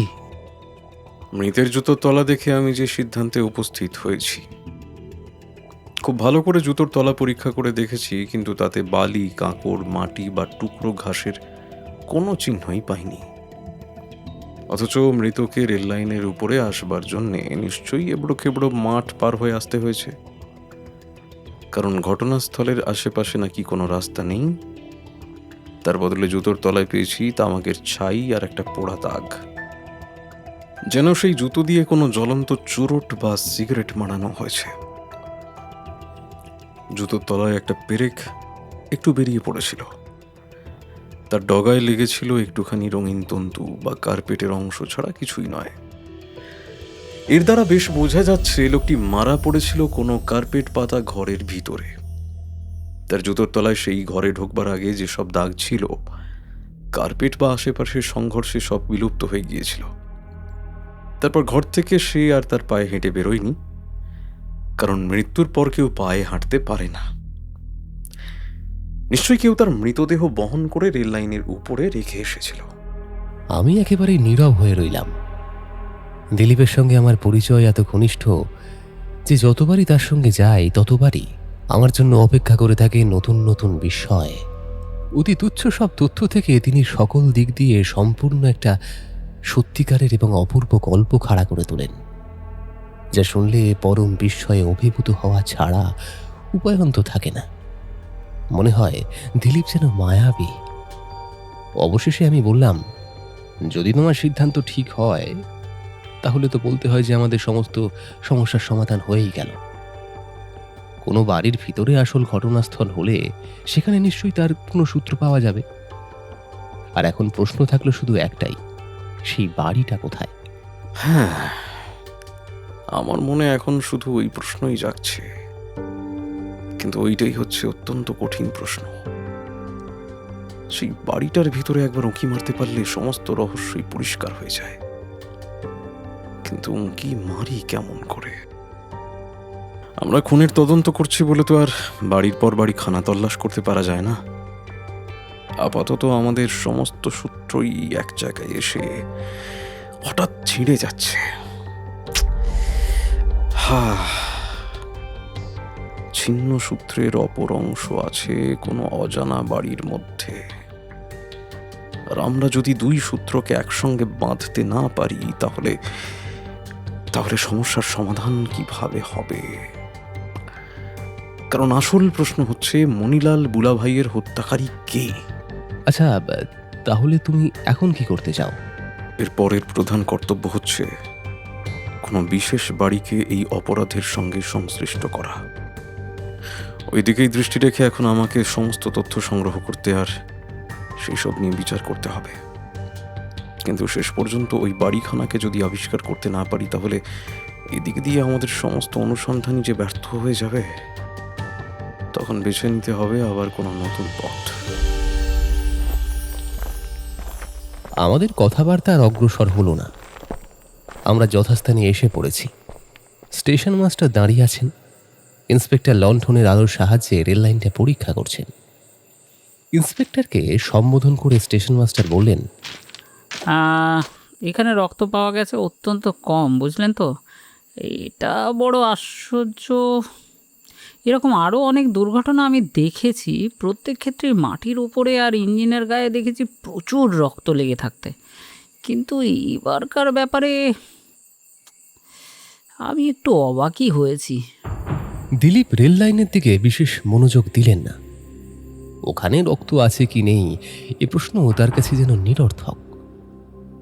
তার লণ্ঠনের আলো গিয়ে পড়ল পাশের জমিটার ওপরে। কাঁকড় ভরা জমি এবং কাঁকড়ের সঙ্গে মিশে রয়েছে খড়ি এবং খড়ির মতো সাদা সাদা কিসের যেন চূর্ণ। ইন্সপেক্টর তখন হাঁটু গেড়ে মাটির উপরে বসে পড়েছেন। তার পায়ের জুতোর তলাটা দেখা যাচ্ছে। আলোটা ইন্সপেক্টরের জুতোর উপরে ফেলে দিলীপ চুপি চুপি আমাকে বললেন, দেখছো? আমি ঘাড় নেড়ে সায় দিলাম। ইন্সপেক্টরের জুতোর তলায় লেগে আছে ছোট ছোট কাঁকর এবং সাদা সাদা চূর্ণির চিহ্ন। তার মানে দিলীপের অনুমানে ঠিক। মণিলাল পদব্রজে এখানে এলে তার জুতোর তলাতেও থাকতো সেই সাদা দাগ এবং কাঁকর। হেঁটে গিয়ে জমির ওপর থেকে একটা ফাঁস দেওয়া ফিঁটের মতো কিছু একটা কুড়িয়ে নিয়ে ইন্সপেক্টর ডেকে দিলীপকে জিজ্ঞাসা করল, আপনি মৃতের টুপিটা এখনো খুঁজে পাননি? না, ও টুপিটা নিশ্চয়ই কাছে কোথাও পড়ে আছে। ও বাবা, আপনি দেখছি একটা নতুন প্রমাণ হস্তগত করেছেন। হতেও পারে। এটা হচ্ছে কোনো দুরঙা ফিতের ছোট্ট টুকরো, মাঝখানটা সবুজ আর দুপাশে খুব সরু সাদা রেখা। হয়তো পরে এটা কাজে লাগবে, অন্তত এটিকে আমি ত্যাগ করব না। তিনি পকেট থেকে একটা ছোট টিনের বাক্স বের করলেন। তার মধ্যে অন্যান্য জিনিসের সঙ্গে ছিল খান কয়েক একরত্তি খাম। একখানা খামের ভিতরে ফিতের টুকরোটি ভরে নিয়ে খামের ওপরে পেন্সিল দিয়ে কি একটা লিখে নিলেন। করুণাপূর্ণ হাসি মাখা মুখে ইন্সপেক্টর দিলীপের কার্যপদ্ধতি লক্ষ্য করছিলেন। তারপরে আবারও নিযুক্ত হলেন রেলপথ পরীক্ষায়। এবারে দিলীপও যোগদান করল তার সঙ্গে। ইন্সপেক্টর চশমার ইতস্তত বিক্ষিপ্ত কাচের চূর্ণগুলোর দিকে অঙ্গুলি নির্দেশ করে বললেন, বেচারা চোখে বোধহয় ভালো দেখতে পেত না, তাই ভুলে বিপদে এসে পড়েছিল। হবে। একখানা স্লিপারের ওপরে এবং তার পার্শ্ববর্তী স্থানে কাচের চূর্ণগুলো ছড়িয়ে পড়েছিল। দিলীপ আবারও বের করলেন একটা টিনের বাক্স এবং আবারও বেরুলো একটা খাম। আমার দিকে তাকিয়ে তিনি বললেন, আমি একবার সাঁড়াশিটা চাই। তুমি আরেকটা সাঁড়াশি নিয়ে আমাকে একটু সাহায্য করো। সাহায্য? এই কাঁচের টুকরোগুলো কুড়োতে হবে। তারপরে দুজনে সাঁড়াশি দিয়ে কাঁচের টুকরোগুলো সংগ্রহ করতে লাগলাম। ও তথ্য যে সত্য সেটা প্রমাণ করতে কোনো দোষ নেই। কাঁচের প্রত্যেকটি কোণা কুড়িয়ে নেবার চেষ্টা করো। দৃষ্টিকে যথাসম্ভব তীক্ষ্ণ করে তুলে কাচের কণাগুলো খুঁজতে খুঁজতে আমি বললাম, এর কারণ আমি কিছুই বুঝতে পারছি না, বুঝলে? পারছো না তাই তো? বেশ, টুকরোগুলোর দিকে একবার তাকিয়ে দেখো। এদের মধ্যে কতগুলো আকারে বড় আর কতগুলো কণা কণা। তারপর পরিমাণটাও লক্ষ্য করো। স্পষ্টই বোঝা যাচ্ছে যে অবস্থায় চশমাখানা ভেঙেছে তার সঙ্গে এই কাঁচের গুঁড়োগুলো ঠিক মিলছে না। এগুলো হচ্ছে পুরুনত দর কাঁচ, ভেঙে গুঁড়িয়ে গিয়েছে। কিন্তু কেমন করে ভেঙেছে? কেবল যে পড়ে গিয়েই ভেঙেছে তা মনে হয় না। তা যদি ভাঙতো তাহলে এখানে মাত্র খান কয় বড় বড় টুকরো পাওয়া যেত। এগুলো ভারী মালগাড়ির চাকার চাপেও ভাঙেনি, কারণ তাহলে কাঁচগুলো হয়ে যেত পাউডারের মতন, আর সেই পাউডার আমরা লাইনের উপরেও পড়ে থাকতে দেখতে পেতাম। কিন্তু লাইনের উপরে তার কোনো চিহ্নই নেই। সেই চশমার ফ্রেমখানার কথাও ভেবে দেখো, সেক্ষেত্রেও এমনই অসঙ্গতি। কেবল পড়ে ফ্রেমখানা এত বেশি মুচড়ে ভাঙতো না, আবার তার উপরে দিয়ে যদি রেলগাড়ির চাকা চলে যেত, ফ্রেমখানার অবস্থা যত বেশি শোচনীয় হতো তাও হয়নি। তাহলে তুমি কি বলতে চাইছো দিলীপ? মনে হয় চশমাখানা মানুষের পায়ের তলায় দলিত হয়েছে। আমাদের অনুমান যদি ভুল না হয় তাহলে বলতে হবে দেহটাকে যখন এখানে বহন করে আনা হয়েছে, চশমাখানাকেও আনা হয়েছে সেই সময় আর ভাঙা অবস্থাতেই। সম্ভবত হত্যাকারীর সঙ্গে যখন মণিলালের ধস্তাধস্তি চলছিল, চশমাখানা পদদলিত হয়েছিল সেই সময়। তারপর মৃতদেহের সঙ্গেই হত্যাকারী চশমার চূর্ণ বিচূর্ণ এখানে নিয়ে এসেছে। কিন্তু কেন? এইটুকু তোমার বুঝে নেওয়া উচিত। এখন দেখো, আমরা যদি এখানকার প্রত্যেক কাঁচ কণা কুড়িয়ে নিয়েও দেখি পুরো চশমার কাঁচটা কিন্তু পাওয়া গেল না, তাহলে বুঝতে হবে বাকি কাঁচের চূর্ণ অংশ আছে আসল ঘটনাস্থলেই। কিন্তু আমাদের সংগৃহীত কাঁচের কণার দ্বারা যদি দুখানা পরকলা সম্পূর্ণ হয়, তাহলেই মানতে হবে যে চশমাখানা ভেঙেছে এইখানেই। আমরা যখন কাচের চূর্ণগুলো সংগ্রহ করছিলাম, ইন্সপেক্টর এবং স্টেশন মাস্টার একটা লণ্ঠন নিয়ে টুকরোগুলো খুঁজছিলেন। লণ্ঠনের আলোয় আতশ কাচের সাহায্য নিয়েও আর এক কোণা কাচও পাওয়া গেল না। স্টেশন মাস্টারকে সঙ্গে নিয়ে ইন্সপেক্টর তখন লাইন ধরে অনেক দূর এগিয়ে গিয়েছেন। আমাদের বন্ধুরা ফিরে আসবার আগেই এখানকার কাজ শেষ করে ফেলতে হবে। তারের বেড়ার কাছে একবার চলো। ঘাসের ওপরে হাত বাক্সটা রাখো, আপাতত ওটাই হবে আমাদের টেবিল। বাক্সের উপরে দিলীপ আগে একখানা কাগজ পাতলেন। পাছে বাতাসে সেগুলো উড়ে যায় সেই জন্য 4খানা পাথরের টুকরো কাগজের 4টে কোণে চাপা দেওয়া হলো। তারপরে খামের ভিতর থেকে কাচের কণা এবং চূর্ণগুলোকে কাগজের ওপরে ঢেলে দিলীপ কিছুক্ষণ তার দিকে তাকিয়ে রইলেন নীরবে। হঠাৎই তার মুখে ফুটে উঠল একটা অদ্ভুত ভাব। নিজের কার্ড কেসের ভিতর থেকে 2খানা ভিজিটিং কার্ড বের করলেন তিনি। তারপরে অপেক্ষাকৃত বড় কাচের টুকরোগুলোকে একে একে বেছে নিয়ে 2খানা কার্ডের উপরে সাজিয়ে রাখতে লাগলেন। চটপটে কৌশলী হাতে 2খানা কার্ডের উপরে তিনি ডিম্বাকার কাচের কণাগুলোকে পরস্পরের সঙ্গে জুড়ে জুড়ে গড়ে তুললেন প্রায় সম্পূর্ণ 2খানা পরকলা। দিলীপের মুখের ভাব দেখে আমিও উত্তেজিত হয়ে উঠলাম। বেশ বোঝা গেল যে এখনই একটা কোনো নতুন আবিষ্কারের সম্ভাবনা আছে। কাগজের ওপর তখনও অনেকখানি কাচের কুচি পড়ে আছে, কিন্তু তা এত সূক্ষ্মভাবে চূর্ণ হয়ে গিয়েছে যে তার দ্বারা কিছু গড়ে তোলা সম্ভব নয়। দিলীপ হাত গুটিয়ে বসে মৃদু স্বরে হাসলেন। তারপর বললেন, এতটা আমি আশা করিনি। কি? তুমি কি দেখেও বুঝতে পারছো না? বড় বেশি পরিমাণে কাঁচ রয়েছে। আমরা 2খানা পরকলা প্রায় সম্পূর্ণ করে তুলেছি, তবু একখানি কাঁচের গুঁড়ো ব্যবহার করতে হলো না। বুঝতে পারছো? যে দেখলাম সত্যিই তাই।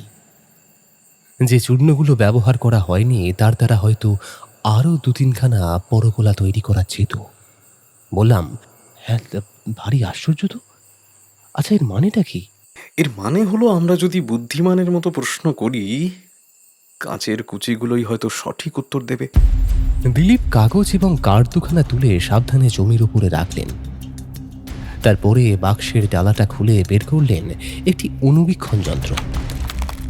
তারপরে একখানা স্লাইডারের ওপরে কাঠচূর্ণগুলো রেখে লণ্ঠনের আলোতে অণুবীক্ষণের ভিতর দিয়ে পরীক্ষা করতে লাগলেন। তারপর তিনি উচ্চস্বরে বললেন,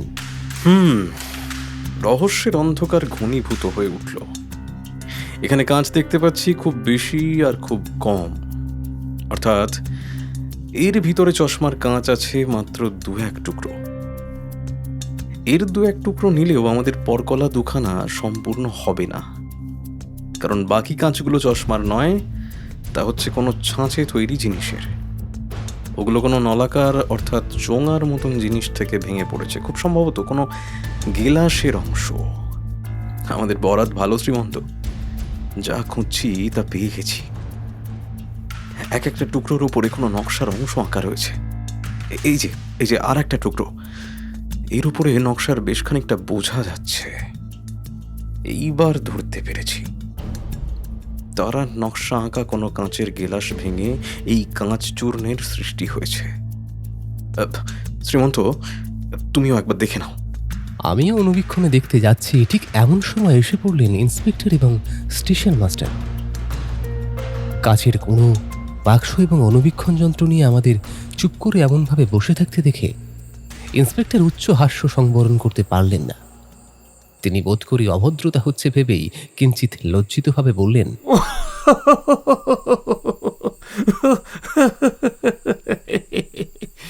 আমি এসে ফেললাম বলে কিছু মনে করবেন না মশাই। পুলিশের কাজে চুল পাকিয়ে ফেললাম কি না, কাজেই এসব যেন কেমন কেমন লাগে।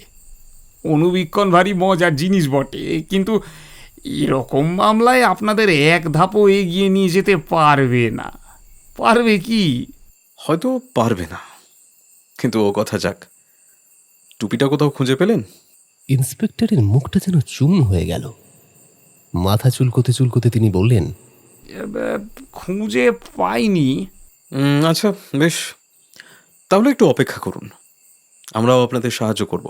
দিলীপ 2খানা কার্ডের ওপরে কয়েক ফোঁটা জাইলোবলসাম ফেলল, পরকলা কাচের কুচিগুলো যেন স্থানচ্যুত না হয় সেই জন্য। তারপরে সমস্ত জিনিস বাক্সের মধ্যে পুরে স্টেশন মাস্টারকে জিজ্ঞাসা করলেন, আচ্ছা, এখানে সবচেয়ে কাছে কোন গ্রাম আছে? 8 মাইলের ভিতরে কোনো গ্রাম নেই। রাস্তা? একটা নতুন রাস্তা তৈরি হয়েছে বটে, এই এখান থেকে একটু দূরে একখানা মাত্র বাড়ি আছে, রাস্তাটা তার সামনে দিয়েই গিয়েছে, বুঝলেন তো? কাছাকাছি আর কোনো বাড়ি আছে? না, আধ মাইলের মধ্যে ওইখানেই হচ্ছে একমাত্র বাড়ি। আচ্ছা, তাহলে বোধহয় ওদিকেই যাওয়া উচিত। সম্ভবত মণিলাল ওই অসম্পূর্ণ রাস্তা দিয়েই এদিকে এসেছিল। ইন্সপেক্টরও এই মতো সায় দিলেন। পুরো জমি, কোথাও আদরে মাটি, কোথাও বা বুনো ঘাস, আবার কোথাও কচু বন বিচুটির জঙ্গল। পথ বা রাস্তা কিছুই নেই। ঝিঝি পোকা ডাকছে আড়াল থেকে, জোনাকি জ্বলছে মাথার উপরে। চারিদিকে অন্ধকার। কেবল আমাদের সম্মুখ এবং আশপাশ থেকে অন্ধকার সরে সরে যাচ্ছে, যেন আলো দেখে ভয় পেয়ে। যেখানেই ঝোপ পান ইন্সপেক্টর তার ভিতরেই পা ছোঁড়েন। পদাঘাত করেন যদি তার ভিতরে টুপিটা আত্মগোপন করে থাকে সেই জন্য। খানিকক্ষণ পরে আমরা একখানা বাড়ির পিছন দিকে এসে পৌঁছলাম। চারিদিকে তার নিচু দেওয়াল ঘেরা বাগান। বাগানের পিছনকার দেওয়ালের তলায় ছিল একটা বিচুটির জঙ্গল। ইন্সপেক্টর তাতেও এখানে ওখানে পা ছুঁড়তে লাগলেন। ওরে বাবা রে, ওরে বাপরে বাপরে বাপরে, গেছি রে। কি ব্যাপার? কি হয়েছে? কোন হারামজাদা, কোন রাস্কেল, কোন গাধা বিচুটির জঙ্গলে এটা ফেলে রেখেছে? একটা লোহার গরাদ। এর গায়ে মরচে টরচে কিছুই নেই, তার মানে বিছুটির গাদায় বেশিক্ষণ থাকেনি। বেশিক্ষণ কি অল্পক্ষণ আমি জানতে চাই না মশাই, কিন্তু আমার ঠ্যাং আর একটু হলেই খোঁড়া হয়েছে। তো ওই ডান্ডাটা যে ফেলেছে তাকে যদি একবার হাতের কাছে পাই। ইন্সপেক্টরের দুর্ভাগ্য যে কোনো রকম সহানুভূতি প্রকাশ না করে দিলীপ এক মনে ডান্ডাটা পরীক্ষা করতে নিযুক্ত হলেন। কিন্তু কেবল সেই পরীক্ষাতেই বুঝি তার মন তুষ্ট হল না, কারণ তারপরে তিনি আবারও আতশ কাজ বের করে ডান্ডাটা আরো ভালো করে দেখতে লাগলেন। তাই দেখে ইন্সপেক্টর এত বেশি উত্তক্ত হয়ে পড়লেন যে সে দৃশ্য আর সহ্য করতে পারলেন না। খোঁড়াতে খোঁড়াতে এগিয়ে গিয়ে বাড়ির আড়ালে অদৃশ্য হয়ে গেলেন। স্টেশন মাস্টার করলেন তাকে অনুসরণ। ভদ্রলোকের মুখ দেখলে মনে হয় তিনি আমাদের অদ্ভুত জীব বলেই মনে করছেন। কিছুক্ষণ পরেই শুনলাম যে বাড়ির সদরের কড়া ঘন ঘন নাড়াচ্ছে, সঙ্গে ইন্সপেক্টরের হাঁক ডাক। শ্রীমন্ত, এক ফোঁটা ফ্যারেন্ট ঢেলে আমাকে একখানা স্লাইড দাও তো। এই ডান্ডার উপরেও দেখছি গাছ কয় তন্তু লেগে আছে।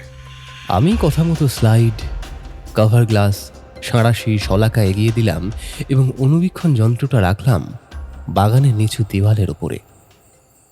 অনুবীক্ষণ যন্ত্রে চোখ লাগিয়ে দিলীপ বললেন, ইন্সপেক্টরের দুর্ভাগ্যের জন্য আমি দুঃখিত, কিন্তু ঝোপের উপরে তার পা ছোঁড়াটা আমাদের পক্ষে হয়েছে অত্যন্ত সৌভাগ্যজনক। একবার অনুবীক্ষণের ভিতরে তাকিয়ে বলো দেখি কি দেখতে পাচ্ছ? রাঙা পশমি তন্তু, নীল কারপাশে সুতোর তন্তু, আর কতগুলো হলদে বোধহয় পাটের তন্তু, বুঝলে? হ্যাঁ, মনে আছে তো, মণিলালের দাঁতের ভিতরেও ঠিক এই 3 রকম তন্তু পাওয়া গিয়েছে। তাহলে বোঝা যাচ্ছে 2 ক্ষেত্রেই তন্তু এসেছে এক জায়গা থেকে। ব্যাপারটা অনুমান করতে পারছি। যে কাপড় চাপা দিয়ে হতভাগ্য মণিলালের শ্বাসরোধ করা হয়েছিল, এই ডান্ডাটা মোছা হয়েছে বোধহয় সেই কাপড় দিয়েই। আচ্ছা, ডান্ডাটা আপাতত পাঁচিলের ওপরই তোলা থাক, যথাসময়ে এটা কাজে লাগবে। অতঃপর ছলে বলে কৌশলে যেমন করেই হোক আমাদের ঢুকতে হবে এই বাড়ির ভিতরে। যে ইঙ্গিত পেলাম সেটা যথেষ্ট। এসো। তাড়াতাড়ি জিনিসপত্র গুছিয়ে নিয়ে আমরা বাড়ির সামনে গিয়ে হাজির হলাম। সেখানে ইন্সপেক্টর এবং স্টেশন মাস্টার দাঁড়িয়েছিলেন কিংকর্তব্য বিমূঢ়ের মতো। বাড়ির ভিতরে আলো জ্বলছে, কিন্তু বাড়িতে কেউ নেই।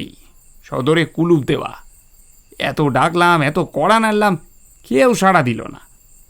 আর এখানে দাঁড়িয়ে থেকেই বা কী স্বর্গলাভ হবে তা জানি না। টুপিটা নিশ্চয়ই রেল লাইনের কাছাকাছি কোথাও পড়ে আছে। ও কাল সকালের আলোয় খুঁজে পাওয়া যাবে। দিলীপ কোনো কথা না বলে এগিয়ে গিয়ে আবারও 2-4 বার কড়া নাড়লেন। আমি বলছি কেউ ভিতরে নেই, তবু আপনার বিশ্বাস হলো না। বলেই তিনি ক্রুদ্ধভাবে স্টেশন মাস্টারের হাত ধরে চলে গেলেন। দিলীপ হাসি মুখে এদিক ওদিক তীক্ষ্ণ দৃষ্টিপাত করতে করতে বাগানের ফটকটার কাছে এসে দাঁড়ালো। তারপর হেঁট হয়ে মাটির ওপর থেকে একটা জিনিস তুলে নিলেন। শ্রীমন্ত, এটি হচ্ছে অত্যন্ত শিক্ষাপ্রদ জিনিস। এই বলে দিলীপ আমার সামনে যা তুলে ধরলেন তা হচ্ছে একটা আধপোড়া সিগারেট। শিক্ষাপ্রদ জিনিস। এর দ্বারা তুমি কি জ্ঞান লাভ করবে? অনেক। যে দেখো, এটা হচ্ছে হাতে পাকানো সিগারেট। বাজারে হাতে পাকানো সিগারেটের জন্য যে জিগজ্যাগ কাগজ পাওয়া যায় তাই এতে ব্যবহার করা হয়েছে। মণিলালের পকেট থেকে এই কাগজের প্যাকেটটা পাওয়া গিয়েছে। একবার দেখা যাক না সিগারেটের তামাক কোন শ্রেণীর। দিলীপ একটা আলপিন দিয়ে সিগারেটের এক প্রান্ত থেকে খানিকটা তামাক বের করে নিয়ে দেখে বলল, স্টেট এক্সপ্রেস টোব্যাকো। চমৎকার। মণিলালের রাবারের থলির ভিতরেও ঠিক এই তামাক পাওয়া গিয়েছে। কে বলতে পারে মণিলালই এই সিগারেটটা নিজের হাতে পাকায়নি? আরে মাটিতে ওটা আবার কি পড়ে রয়েছে? একটা দেশলাই কাঠি। শ্রীমন্ত, মণিলালের পকেট থেকে কোনো মার্কার দেশলাই বেরিয়েছিল? তুমি লক্ষ্য করেছিলে কি? না। উইমকোর ক্লাব কোয়ালিটি দেশলাই, উপরে ঘোড়ার মুখের ছবি। সে দেশলাই কিঞ্চিত অসাধারণ। কলকাতার বাঙালি পাড়ায় বিকোয় না, সাহেবরা খুব ব্যবহার করে। বাংলার পল্লীগ্রামেও সে দেশলাই কেউ দেখেনি, তাই কাঠিগুলো হচ্ছে অতিরিক্ত মোটা। উইমকোর অন্য কোনো মার্কার দেশলাইতে অত মোটা কাঠি থাকে না। আমার হাতের কাঠিটিও তাই। এটাও যে মণিলালের দেশলাইয়ের বাক্স থেকে বেরিয়েছে, পরে মিলিয়ে দেখলে বুঝতে পারবে। শ্রীমন্ত, আমার অত্যন্ত সন্দেহ হচ্ছে যে মণিলালকে খুন করা হয়েছে এই বাড়ির ভিতরেই। আমরা আবারও বাড়ির খিড়কির সামনে গিয়ে হাজির হলাম। সেখানে দাঁড়িয়ে ইন্সপেক্টর আড়ষ্ট স্বরে স্টেশন মাস্টারের সঙ্গে কথা বলছিলেন। আমাদের দেখে তিনি বললেন, চলুন এইবারে ফিরে যাই। নিচে কাদা ঘেঁটে মরবার জন্যে কেনই বা এখানে এলাম? আরে আরে, ও কি না মশাই, খবরদার। দিলীপ তখন লাফিয়ে উঠেছেন বাগানের নিচু পাঁচিলের ওপরে। ইন্সপেক্টরের কথা শেষ হওয়ার আগেই তিনি উপাসে নেমে গিয়ে দাঁড়ালেন। বিনে হুকুমে পরের বাড়িতে আপনাকে আমি ঢুকতে দিতে পারি না। শুনুন মশাই, আমার দৃঢ় বিশ্বাস মণিলাল বুলাভাই মৃত্যুর ঠিক আগেই এই বাড়ির ভিতরে এসেছিলেন। আমি তার অনেক প্রমাণ পেয়েছি। হয়তো তাকে এই বাড়ির ভিতরেই খুন করা হয়েছে। সময় হচ্ছে মূল্যবান, দেরি করলে সমস্ত সূত্র নষ্ট হতে পারে। আপাতত না দেখে শুনে আমি একেবারে বাড়ির ভেতরেও ঢুকতে চাই না। এখানে দেখছি একটা আস্তাকুড় রয়েছে। আমি আগে ওই আস্তাকুড়টা পরীক্ষা করতে চাই। আস্তাকুড়? আপনি আস্তাকুড় ঘাটতে চান? বলেন কি মশাই? আপনার মতো আশ্চর্য লোক আমি জীবনে দেখিনি। ভালো, তা আস্তাকুড় ঘেটে আপনার কি লাভ হবে শুনি? আমার সন্দেহ হচ্ছে ওই আস্তাকুড়ের ভিতরে আমি একটা তারার নকশা কাটা ভাঙা কাঁচের গেলাসের টুকরো পাবো। আস্তাকুড়ে বা ওই বাড়ির ভিতরে ওই গেলাসের টুকরো পাওয়া যাবে বলেই মনে করি। ভাঙা গিলাসের টুকরোর সঙ্গে মামলার কি সম্পর্ক? কিছুই তো বোঝা যাচ্ছে না। হ্যাঁ, বোঝা যাচ্ছে কি স্টেশন মাস্টার মশাই? বেশ, দেখা যাক দিলীপবাবুর অবাক কাণ্ড কারখানা। ইন্সপেক্টরও পাঁচিল ডিঙোলেন। স্টেশন মাস্টারের সঙ্গে আমি বাগানের ভিতরে গিয়ে দাঁড়ালাম। সামনেই রয়েছে একটা আস্তাকুড়ের মতো জায়গা। তার মধ্যে পুঞ্জীভূত হয়ে আছে সব নোংরা জঞ্জাল। দিলীপ বাঁ হাতে লণ্ঠনটা নিয়ে ডান হাতে একটা কাঠি দিয়ে মিনিটখানেক জঞ্জালগুলো নাড়াচাড়া করতে করতে কতগুলো ছোট বড় কাচের টুকরো টেনে বার করে আনলেন। এই যে দেখুন, স্পষ্ট দেখা গেল দু তিনটে বড় কাচের টুকরোর ওপরে রয়েছে নকশা কাটা তারকা। ইন্সপেক্টর প্রথমটা স্তম্ভিতের মতো স্তব্ধ হয়ে রইলেন। তিনি যেন নিজের চোখকে বিশ্বাস করতে পারছিলেন না। তারপরে বললেন, কি করে যে আপনি জানলেন কিছুই বুঝতে পারছি না। এরপর আপনি যে আরো কি ভেলকি দেখাতে চান তাও বুঝতে পারছি না। দিলীপ কোনো জবাব দিলেন না। নিজের মনেই আস্তাকুড়টা ঘাঁটতে লাগলেন। সাঁড়াশি দিয়ে আরও দু তিনটে কাচের কুচি তুলে ভালো করে দেখে আবার ফেলে দিলেন। একটু পরে খুঁজে খুঁজে আরও দু তিনটে কুচি বের করলেন তার ভিতর থেকে। তারপরে সেগুলো আতশ কাঁচ দিয়ে ভালো করে পরীক্ষা করে বললেন, যা খুঁজছিলাম এতক্ষণ তা পরে পেয়েছি।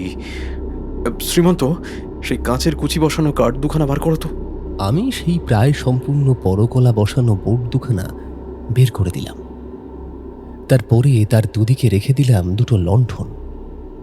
দিলীপ কিছুক্ষণ সেই দিকে অপলক চোখে তাকিয়ে আস্তাকুড় থেকে কুড়িয়ে পাওয়া কাচের কুচিগুলো আর একবার পরীক্ষা করতে করতে ইন্সপেক্টরকে সম্বোধন করে বললেন, আপনি সচক্ষে দেখলেন তো এই কাঁচের কুঁচি আমি এখান থেকে পেয়েছি।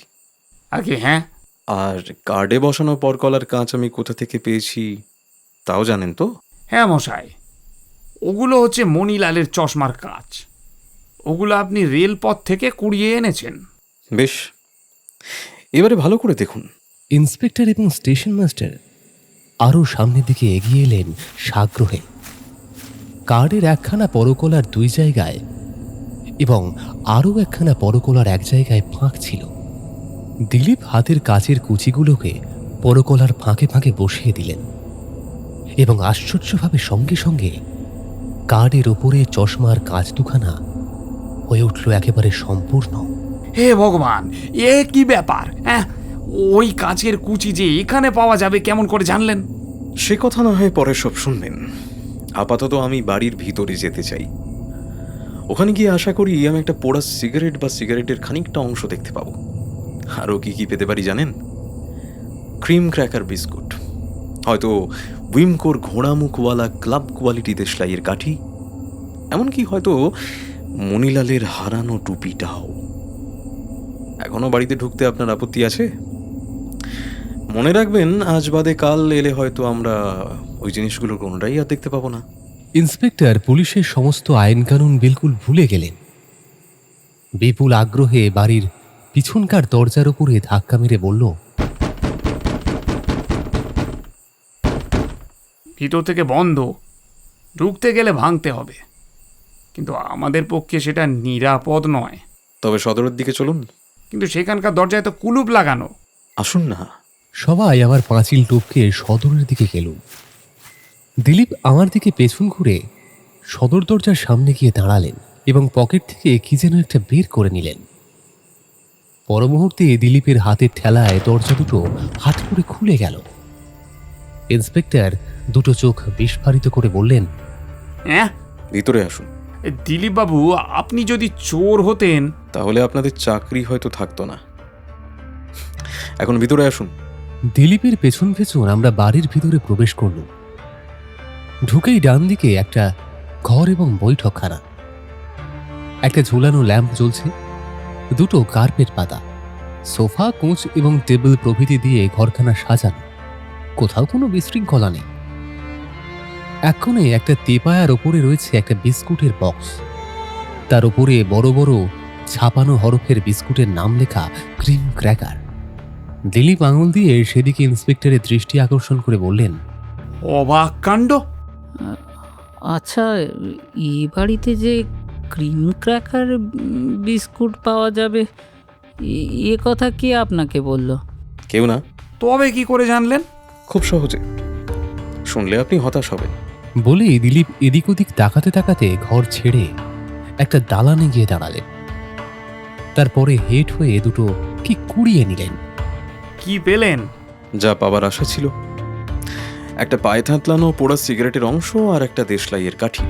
না মশাই, এইবারে আমি হার মানলাম। এমন ব্যাপার আমি কোশমিন কালেও কখনো দেখিনি। মণিলালের স্টেট এক্সপ্রেস তামাকের থলি, জিগজ্যাগ সিগারেটের কাগজ আর কিঞ্চিত অসাধারণ দেশলাইয়ের বাক্স আপনার কাছেই আছে তো? আগে হ্যাঁ। তাহলে তাদের সঙ্গে এখানে পাওয়া এই জিনিসগুলো মিলিয়ে দেখুন। একই তামাক, একই কাগজ, একই দেশলাইয়ের কাঠি। হ্যাঁ দিলীপ বাবু, আপনি কি জাদুকর? বাকি রইল খালি টুপিটা, তা সেটাও কি এখানে আছে?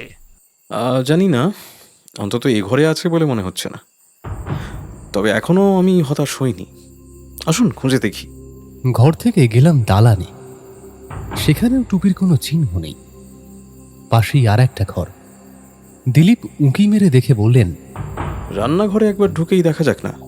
রান্নাঘরের চারিদিকে একবার ঘুরে উনুনের কাছে গিয়ে দিলীপ কিছুক্ষণ চুপ করে রইলেন। তারপরে বললেন, উনুনের ভিতরটা দেখুন তো, ওগুলো কি?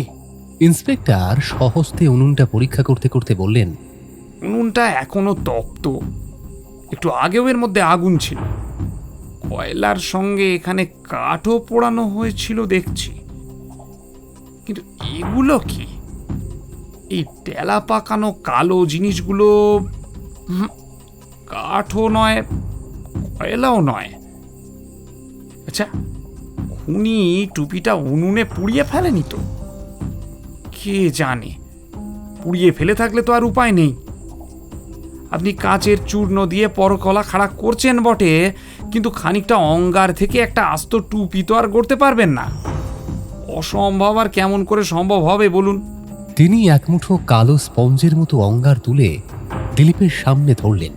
তারপরে আবার বললেন, পারেন, হ্যাঁ পারেন এ থেকে একটা গোটা টুপি সৃষ্টি করতে। আবার একটা টুপি সৃষ্টি করতে যে পারবেন না সে কথা বলাই বাহুল্য। তবে এটা কিসের অংশ বিশিষ্ট তা বলতে পারি। হয়তো ওর সঙ্গে টুপির কোনো সম্পর্কই নেই। আসুন বৈঠকখানায়। বৈঠকখানায় ফিরে এসে তিনি একটা দেশলাইয়ের কাঠি জেলে অঙ্গারের তলায় ধরলেন। অমনি সেটা বেজায় চটপট শব্দ করে গলে যেতে লাগলো এবং তা থেকে খুব ঘন ধোঁয়া উঠল এবং সঙ্গে সঙ্গে পাওয়া গেল একটা উগ্র গন্ধ। গন্ধটা বার্নিশের মতো। হ্যাঁ, গালার গন্ধ। আমাদের প্রথম পরীক্ষা সফল হয়েছে। এরপরে পরীক্ষায় কিছু সময় দরকার। তিনি তার হাত বাক্সের ভিতর থেকে মার্স এর আর্সেনিক পরীক্ষার উপযোগী একটি ছোট্ট ফ্লাক্স, একটি সেফটি ফানেল, একটি এসকেপ টিউব, একটি দুপাট তিপায়া, একটি স্পিরিট ল্যাম্প এবং একটি অ্যাসবেস্টাসের চাকতি বের করলেন। ফানেলের মধ্যে অঙ্গারীভূত জিনিসটা খানিকটা ফেলে তা পরিপূর্ণ করে দিলেন অ্যালকোহলের দ্বারা। তারপরে তিপায়ার ওপরে অ্যাসবেস্টাসের চাকতিটা রাখলেন। তার তলায় স্পিরিট ল্যাম্পটা জ্বেলে দিলেন। অ্যালকোহল গরম হতে থাকুক, ততক্ষণে আমরা আরেকটি সন্দেহ মিটিয়ে ফেলতে পারি শ্রীমন্ত। আবার এক ফোঁটা ফ্যারেন্ট ঢেলে আমাকে একখানা স্লাইড এগিয়ে দাও। দিলাম। দিলীপ টেবিলের ধারেই বসেছিলেন। একটি ছোট সাঁড়াশি দিয়ে টেবিলের আচ্ছাদনী থেকে এক টুকরো কাপড় ছিঁড়ে নিয়ে কাপড়ের টুকরো স্লাইডারের ওপরে রেখে তিনি অনুবীক্ষণ যন্ত্রের মধ্যে দৃষ্টি নিক্ষেপ করলেন। বললেন, হ্যাঁ, একদমই তাই। এর সঙ্গে আমাদের আগেই চেনাশোনা হয়ে গিয়েছে। নীল পশমী তন্তু, নীল কাপাস আর হলদে পাট। যাই হোক, এবারের নমুনাকে নম্বর মেরে আলাদা করে রাখা যাক, নইলে অন্যগুলোর সঙ্গে গুলিয়ে যেতে পারে। ইন্সপেক্টর চমৎকৃত হয়ে দিলীপের কার্যকলাপ লক্ষ্য করছিলেন। তিনি বললেন, আমি এখনো অন্ধ হয়ে আছি, কিছুই দেখতে বা ভালো করে বুঝতে পারছি না। মণিলাল কেমন করে মারা পড়েছেন আপনি কি তা আন্দাজ করতে পেরেছেন?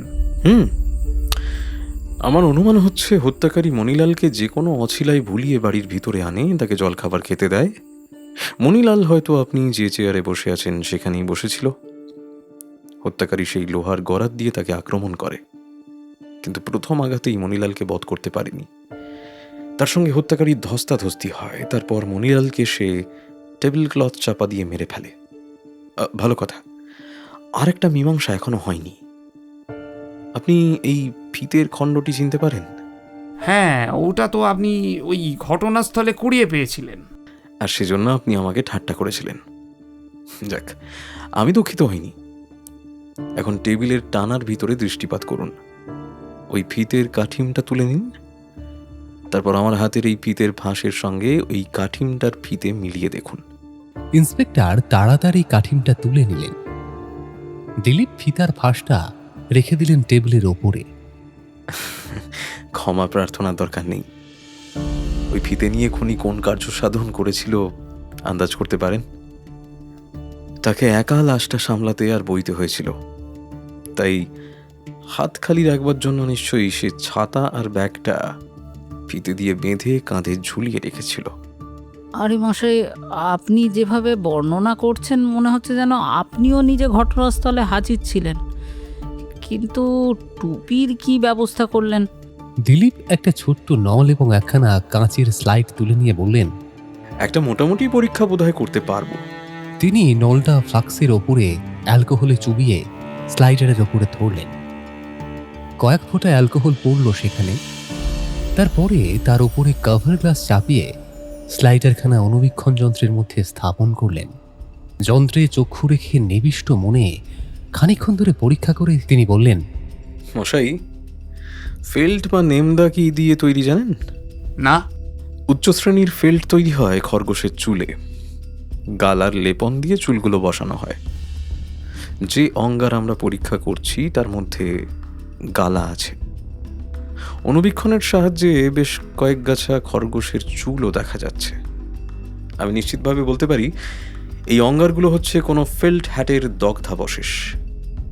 খরগোশের চুলগুলো যখন রং করা নয়, তখন এই কথাও বলতে পারি টুপিটার রং ছিল ধূসর।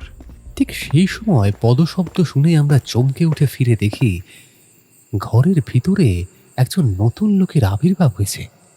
কে আপনারা? কি করছেন এখানে? এই, আমরা পুলিশের লোক। তুমি কে? পুলিশের নাম শুনেও লোকটা একটুও দমল না, বলল, আমি অক্ষয়বাবুর বেয়ারা। এতক্ষণ তুমি কোথায় ছিলে? অন্য গ্রামে গিয়েছিলাম। কখন? বিকাল থেকেই আমি বাইরে আছি। তোমার মনিব? আজ সন্ধ্যের গাড়িতেই তার কলকাতায় যাবার কথা। কলকাতার কোথায়? হ্যাঁ, তা জানি না। তিনি কি কাজ করেন? তাও তো ঠিক জানি না, তবে তিনি বোধহয় জহুরি। কখন ফিরবেন? বলতে পারি না। আসলে সময় সময় তিনি 3-4 দিন বাড়িতে ফেরেন না। এ বাড়িতে আজ কোনো নতুন লোক এসেছিল? না, আমি বাড়ি থাকতে কেউ আসেনি। কলকাতায় তোমার মনিবের কোনো বাসা নেই? জানি না, তবে শুনেছি তিনি কলকাতার বড় বাজারে না কোথায় গিয়ে ওঠেন। দিলীপ ইন্সপেক্টরকে নিয়ে দালানে গেলেন। চুপি চুপি বললেন, এখানে আর বেশি সময় নষ্ট করবেন না। আসামি একেবারে গা ঢাকা দিতে পারে। তার কার্যকলাপ দেখেই বেশ বোঝা যাচ্ছে সে বিষম চতুর ব্যক্তি। অক্ষয়ের বেয়ারাকে নজরবন্দি রাখুন, আর বাড়িটা পুলিশের হেফাজতে থাকুক। এখান থেকে এক কোণা ধুলোও যেন না সরানো হয়। আপনি আরেকটু অপেক্ষা করুন। ইতিমধ্যে আমরা থানায় খবর দিয়ে আপনার মুক্তির ব্যবস্থা করে যাচ্ছি। নমস্কার। আমরা সবাই বাড়ি থেকে বেরিয়ে পড়লাম। যেতে যেতে দিলীপ বললেন, আমার দৃঢ় বিশ্বাস অক্ষয় কালকেই ধরা পড়বে। সে যখন জহুরি, তখন তার বড় বাজারের ঠিকানা জানা অসম্ভব হবে না। অক্ষয়ের সমব্যবসায়ীদের কেউ না কেউ তার ঠিকানা ঠিকই বলতে পারবে। তারপর শ্রীমন্ত, কর্তব্য তো শেষ হলো। অতঃপর যাক, আপাতত ভেবে দেখো এই মামলা হাতে নিয়ে আমরা কি কি শিক্ষা লাভ করলুম। প্রথমত, একটুও সময় নষ্ট করা উচিত নয়। আর ঘণ্টাখানেক পরে বাড়ির ভেতরে ঢুকেও আমরা আর কোনো সূত্রই খুঁজে পেতুম না, সমস্তটাই উপে যেত কর্পূরের মতো। দ্বিতীয়ত, খুব তুচ্ছ সূত্রকেও অগ্রাহ্য করতে নেই, তাকে অবলম্বন করে শেষ পর্যন্ত এগিয়ে যাওয়াই উচিত। দৃষ্টান্ত চাও যদি ভাঙা চশমার কথাটা বলতে পারি। তৃতীয়ত, পুলিশের অনুসন্ধান কার্যে একজন শিক্ষিত বৈজ্ঞানিকের সাহায্য অত্যন্ত দরকারি। এবং চতুর্থত, আমার এই হাত বাক্সটি হচ্ছে অমূল্য নিধি। একে ছেড়ে বাইরে পা বাড়ানো একেবারেই উচিত নয়।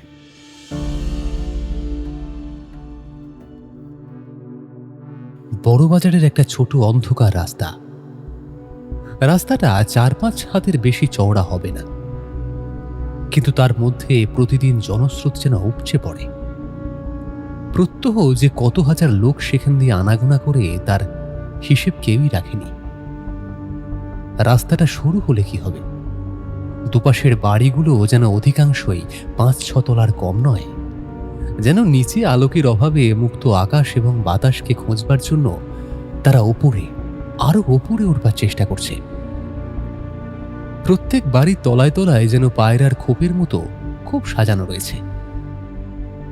আর এইসব খোপে যারা বাস করে তাদের মধ্যে কেউই বাঙালি নন।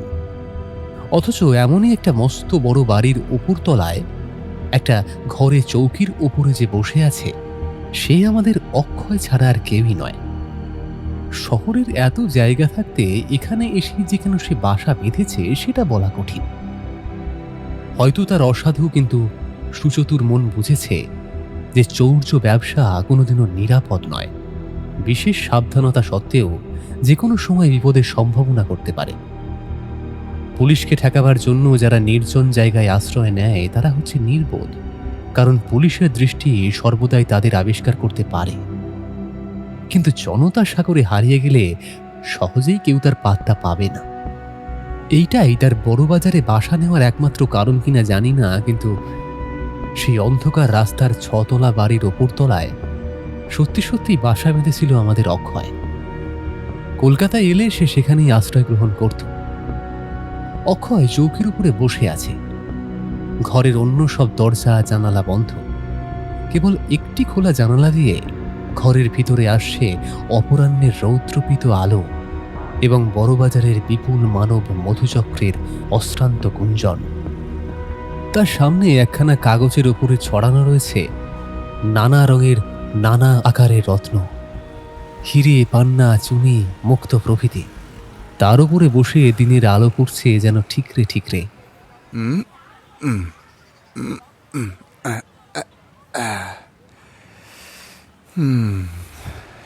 একে একে হিসেব করে দেখলাম এগুলোর বাজার দর 30,000 টাকার কম হবে না।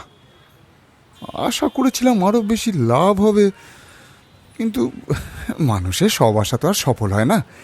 তবু যা পেয়েছি তার জন্য নিজের সৌভাগ্যকে ধন্যবাদ দিতে পারি।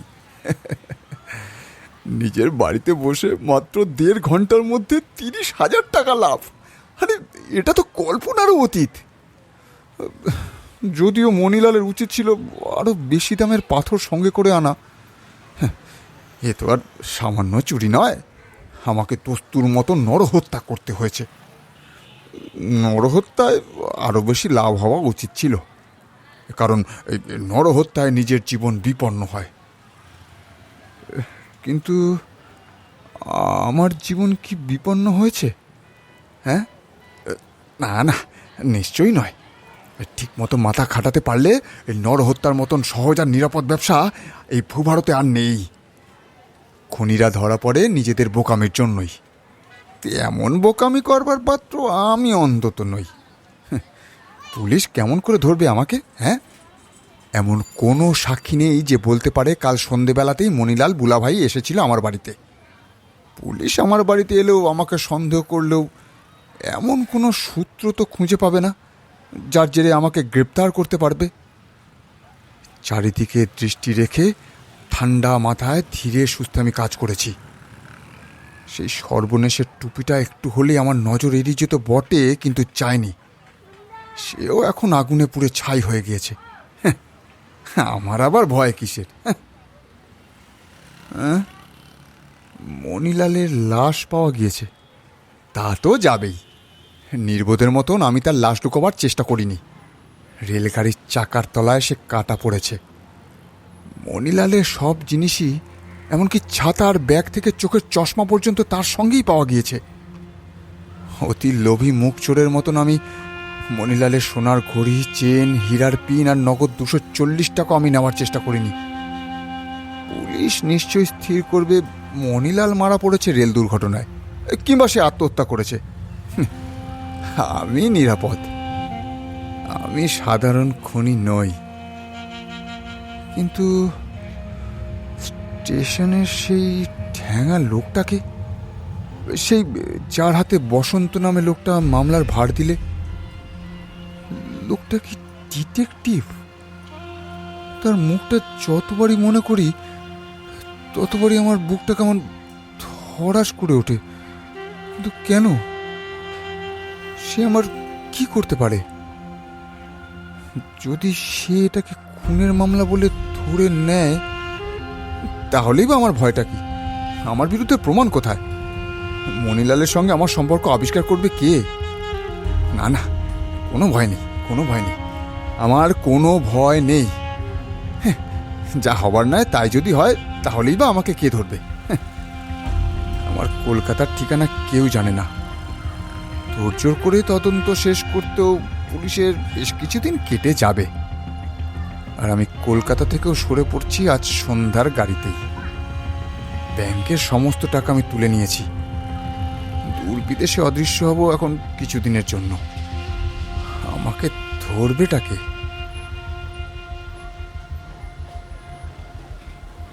সিটির ওপর এমন ভারী পায়ের শব্দটা কাদের?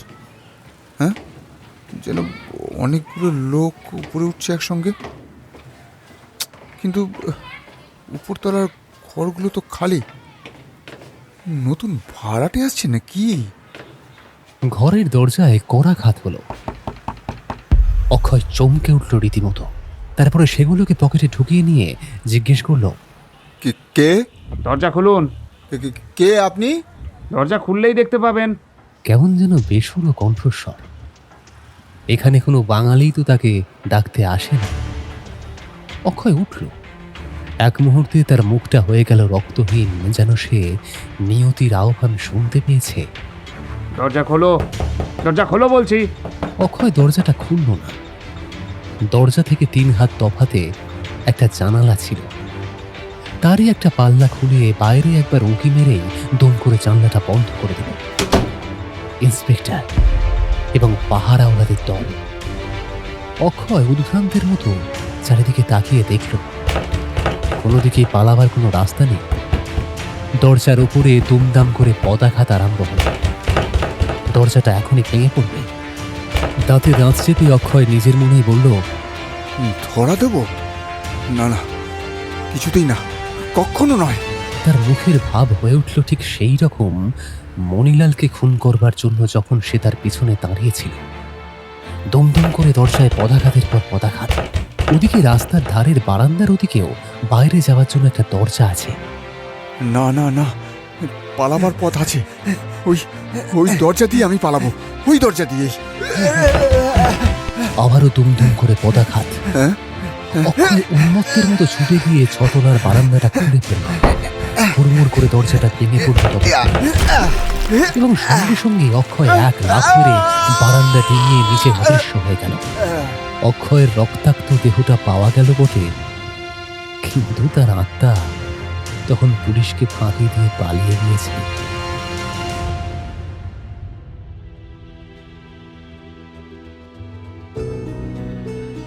শেষ হলো আমাদের আজকের গল্প, হেমেন্দ্র কুমার রায়ের লেখা রহস্যের আলো ছায়া। আশা করি গল্পটি আপনাদের ভালো লেগেছে। আজকের গল্পে কণ্ঠ দিয়েছেন শ্রীমন্ত ও গল্প পাঠ আলাপন। দিলীপ চরিত্রে আমি কৌশিক, অক্ষয় নিরুপম, মণিলাল ও কুলি প্রিয়ম, রামহরি ও Basanta Happy, station master Shiv, police Sourav, অন্যান্য লোক অতনু। গল্পটি আপনার কেমন লাগলো তা অবশ্যই নিচে কমেন্ট করে জানান। ভালো লাগলে একটি লাইক দিতে ভুলবেন না, আর রহস্যপ্রেমী বন্ধুদের সাথে গল্পটি শেয়ার করে দিন। ওর হ্যাঁ, হাইপ বলে একটি বাটন কিন্তু রয়েছে, ওটাকেও প্রেস করতে ভুলবেন না যেন। আর হ্যাঁ, গপ্পজুজু পরিবারের নতুন সদস্য হতে চ্যানেলটি এখনই সাবস্ক্রাইব করে পাশে থাকা বেল আইকনটি চেপে রাখুন, যাতে পরবর্তী গা ছমছমে গল্পের আপডেট আপনার কাছে পৌঁছে যায় সববার আগে। আজ তবে আসি, ফিরবো আরও কিছু দুর্দান্ত গল্প নিয়ে। ততদিন ভালো থাকুন এবং শুনতে থাকুন গপ্পজুজু।